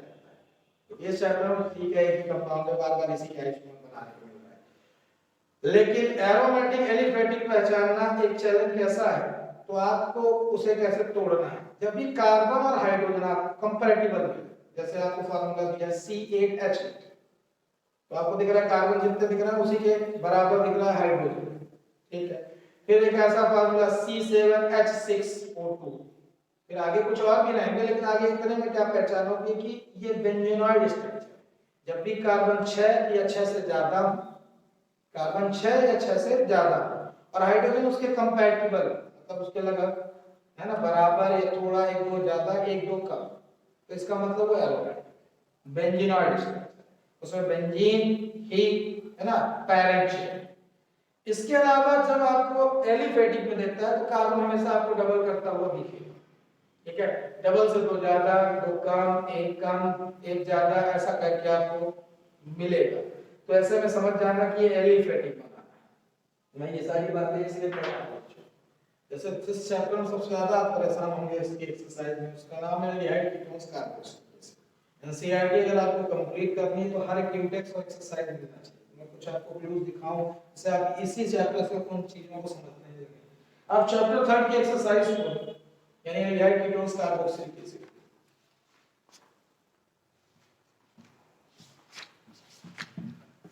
जल्दी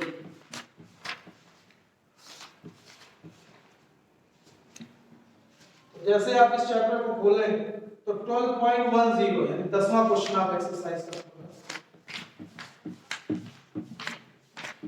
तो इसमें आप पा रहे हैं फार्मूला अंडरलाइन कर रहे हैं C9H10O, क्यों फार्मूला अंडरलाइन किया? इस फार्मूले को देख के आपको क्या समझ में आ रहा है कि कार्बन 6 से ज्यादा है, ठीक है, 9 है, और 10 है आपके क्या हाइड्रोजन, यानी उसी के लगभग बराबर। ठीक है, कंपैरेटिबल मतलब वही एक दो ज्यादा कम चलेगा। तो यहाँ दिखाई दे रहा है कि पक्का एश्योर हो जाइए यहाँ से कि ये बेंजीनॉइड स्ट्रक्चर, अगर थोड़ा बहुत आप मेरी बात समझ पा रहे हो। नीचे वाले क्वेश्चन को देखिए 11th वाला, फिर एक ऑर्गेनिक कंपाउंड है जिसका मॉलिक्यूलर फार्मूला है C8H16O2, यानी आपको दिख रहा है कार्बन से डबल है बिल्कुल हाइड्रोजन, तो ये पक्का है कि ये एरोमेटिक है, ये एलिफेटिक।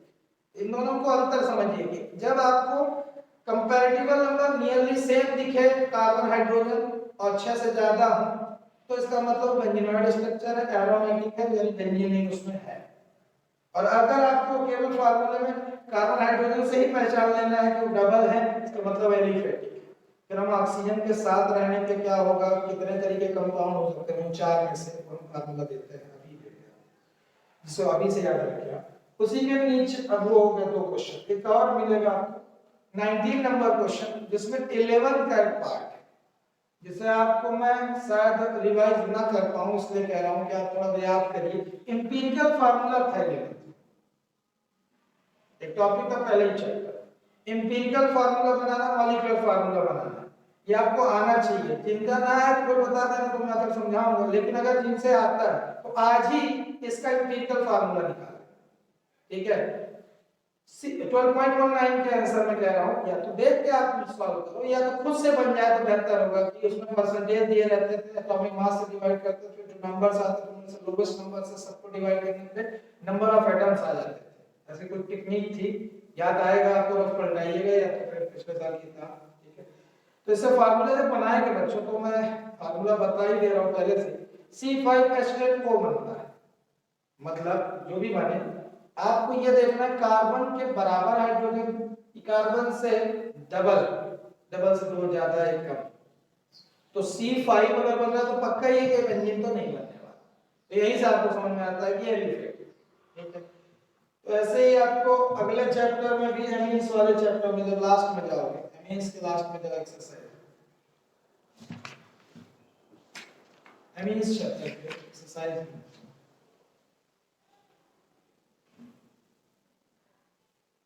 10th क्वेश्चन पढ़ो। ये ऐसे क्वेश्चंस हैं जो बार बार रिपीट हुए हैं, बोर्ड में रिपीट हुए हैं, ऐसा नहीं कि 1-2 बार है, बहुत सारे, यानी 15 साल से मैं पेपर देख रहा हूं, कई बार ये रिपीट हुए और एक भी लेटर इधर उधर भी नहीं किया, है ना, जैसे ऐसा जैसे ही छाप दिया हो। तो बच्चों को ऐसे कंपाउंड आपको, यानी चैप्टर की जरूरी रिएक्शन से याद है कि नहीं। तो इसमें कह रहा है कंपाउंड ए है, ठीक है, सब कुछ करते करते करते करते एक जगह फार्मूला दिया है, देखिए उस क्वेश्चन थर्ड लाइन, C6H7N, तो N देखते तो ये समझ में आ जाएगा एमीन चैप्टर का है क्वेश्चन, लेकिन अब उसमें प्राइमरी सेकेंडरी टर्शियरी बताना होगा, ये भी एक क्लासिफिकेशन, लेकिन ये बेंजीनॉइड होगा कि एलिफेटिक होगा, एरोमेटिक, ये तो कम से कम पकड़ना है। C6H7 तो कंपैरेटिबल नंबर पे कार्बन है, यानी ये कंफर्म हो जाए यहीं से कि ये एरोमेटिक, ठीक है। फिर प्राइमरी सेकेंडरी टर्शियरी को पहचान हम वहां पे बताएंगे, तो आप फार्मूला देख के कम से कम ये बात कर सकते हैं कि सर ये एलिफेटिक है कि एरोमेटिक। अब कुछ जनरल फार्मूले ले लीजिए, उसके पहले क्वेश्चन नंबर 22 बचा हुआ है, उसको भी देख लो एक बार एक्सरसाइज का, लास्ट क्वेश्चन चैप्टर फर्स्ट का। इसमें से बहुत सारे क्वेश्चन हो चुके हैं, आप खुद वर्बली सॉल्व कर लो, मुझे लिखना नहीं पड़ेगा, लेकिन फिर भी एक बार वर्बली सुना दूं, मुझे लगेगा कि सर लिख दो तो फिर मैं लिखता हूं। What happens when, पहले चैप्टर का last question, N-butyl chloride is treated with alcoholic QH। Alcoholic QH देखते से आपके दिमाग में आ गया होगा कि बीटा एलिमिनेशन करा, अल्फा से एल्यूमिन को रख देना, ठीक है, और बीटा से हाइड्रोजन, अगर याद आ गया, ठीक है, अल्कोहलिक QH देखते से। फिर दूसरे वाले में लिखा हुआ bromobenzene is treated with magnesium, ये जो नाम तो आपको ऑर्गेनिक मिला तो अनेक कंफर्म है कि ग्रेनाइट रिएजेंट बनाना है, ग्रेनाइट रिएजेंट के अलावा कोई दूसरा ऑप्शन। फिर तीसरा है इस तीसरे वाले को अच्छे से सुनिए और समझिए, उसमें लिखा है chlorobenzene is subjected to hydrolysis. बच्चों चारों रीजनिंग आपके दिमाग में आनी चाहिए, अगर आप इस लेवल तक पढ़ाई कर रहे हैं तो ठीक, ये समय के साथ ये सब भूलना है तो आपका बड़ा नुकसान है, तो दोबारा मदद ना करें। क्लोरोबेंजीन का हाइड्रोलिसिस कराना है, चाहे वो H2O लो, चाहे NaOH ले लो, चाहे KOH ले लो, किसी से भी हाइड्रोलिसिस कराना है, मतलब इस Cl को रिप्लेस कराना है इनसे, OH ना हो पाए, यानी इसका आंसर है नो रिएक्शन, यानी इसमें आपको लिखना है व्हाट हैपेंस व्हेन का आंसर नो रिएक्शन। अब रीजन पूछना है तो रीजन पकड़िए, ये है इन सब को सिंपली डाल देने से क्लोरोबेंजीन में रिएक्शन नहीं, एक्सट्रीम कंडीशन देनी पड़ती है। अगर आपको याद आए कि 4 ऐसे बड़े कारण थे जिसके कारण से रिएक्शन नहीं हुई। पहले रेजोनेंस इफेक्ट, जिसके कारण से इस क्लोरीन में डबल बॉन्ड कैरेक्टर आता है। फिर दूसरा रीजन था difference in hybridisation, sp2 hybridise था। तीसरा reason instability of phenyl cation, इस क्लोरीन के निकलने के बाद C6H5 के ऊपर जो पॉजिटिव चार्ज है वो स्टेबल नहीं है, तो फिनाइल कैटायन बनेगा ही नहीं, तो रिएक्शन ना हो पाएगी। चौथा पॉसिबल रिपल्सन, हाइड्रोलिसिस के लिए जो भी न्यूक्लियोफाइल अप्रोच करेगा बेंजीन को, तो क्लोरोबेंजीन खुद एक इलेक्ट्रॉन रिच है और ये भी इलेक्ट्रॉन रिच स्पीशीज, दोनों एक दूसरे से इंटरेक्ट नहीं करेंगे ड्यू टू पॉसिबल रिपल्सन। तो ये चार रीजन कारण आपका आंसर केवल नो रिएक्शन। अगर वाई लगा होगा तो फिर ये रीजंस के नाम तो कम से कम लिखने होंगे जो मैंने अभी बोले आपसे। थर्ड का आंसर है नो रिएक्शन। चौथे वाले में है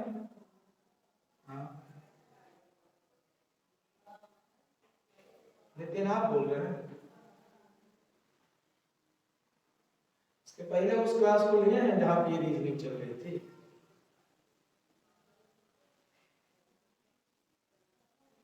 हाँ किताब में ढूंढ लेना बेटा, ठीक है, और किताब को पढ़ा करो, हम नोट्स को पढ़ा करो, रोज बनाओगे नोट्स को मिल जाएगा।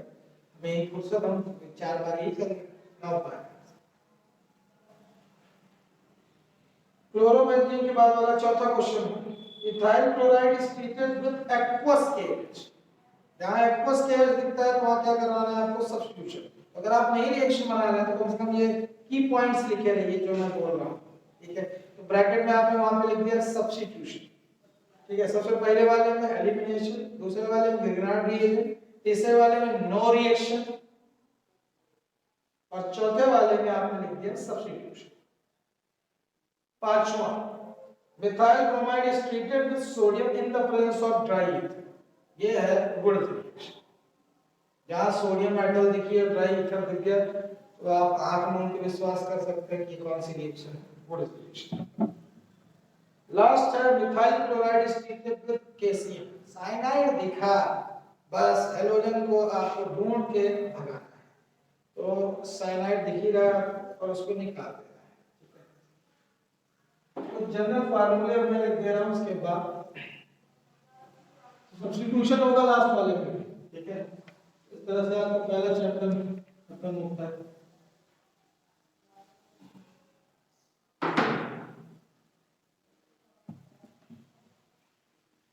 नोमेनक्लेचर इसलिए जरूरी है कि इन सारी रिएक्शंस के प्रोडक्ट, रिएक्टेंट, इन सबको आप पहचान सकें जब आपको दिए जाएं।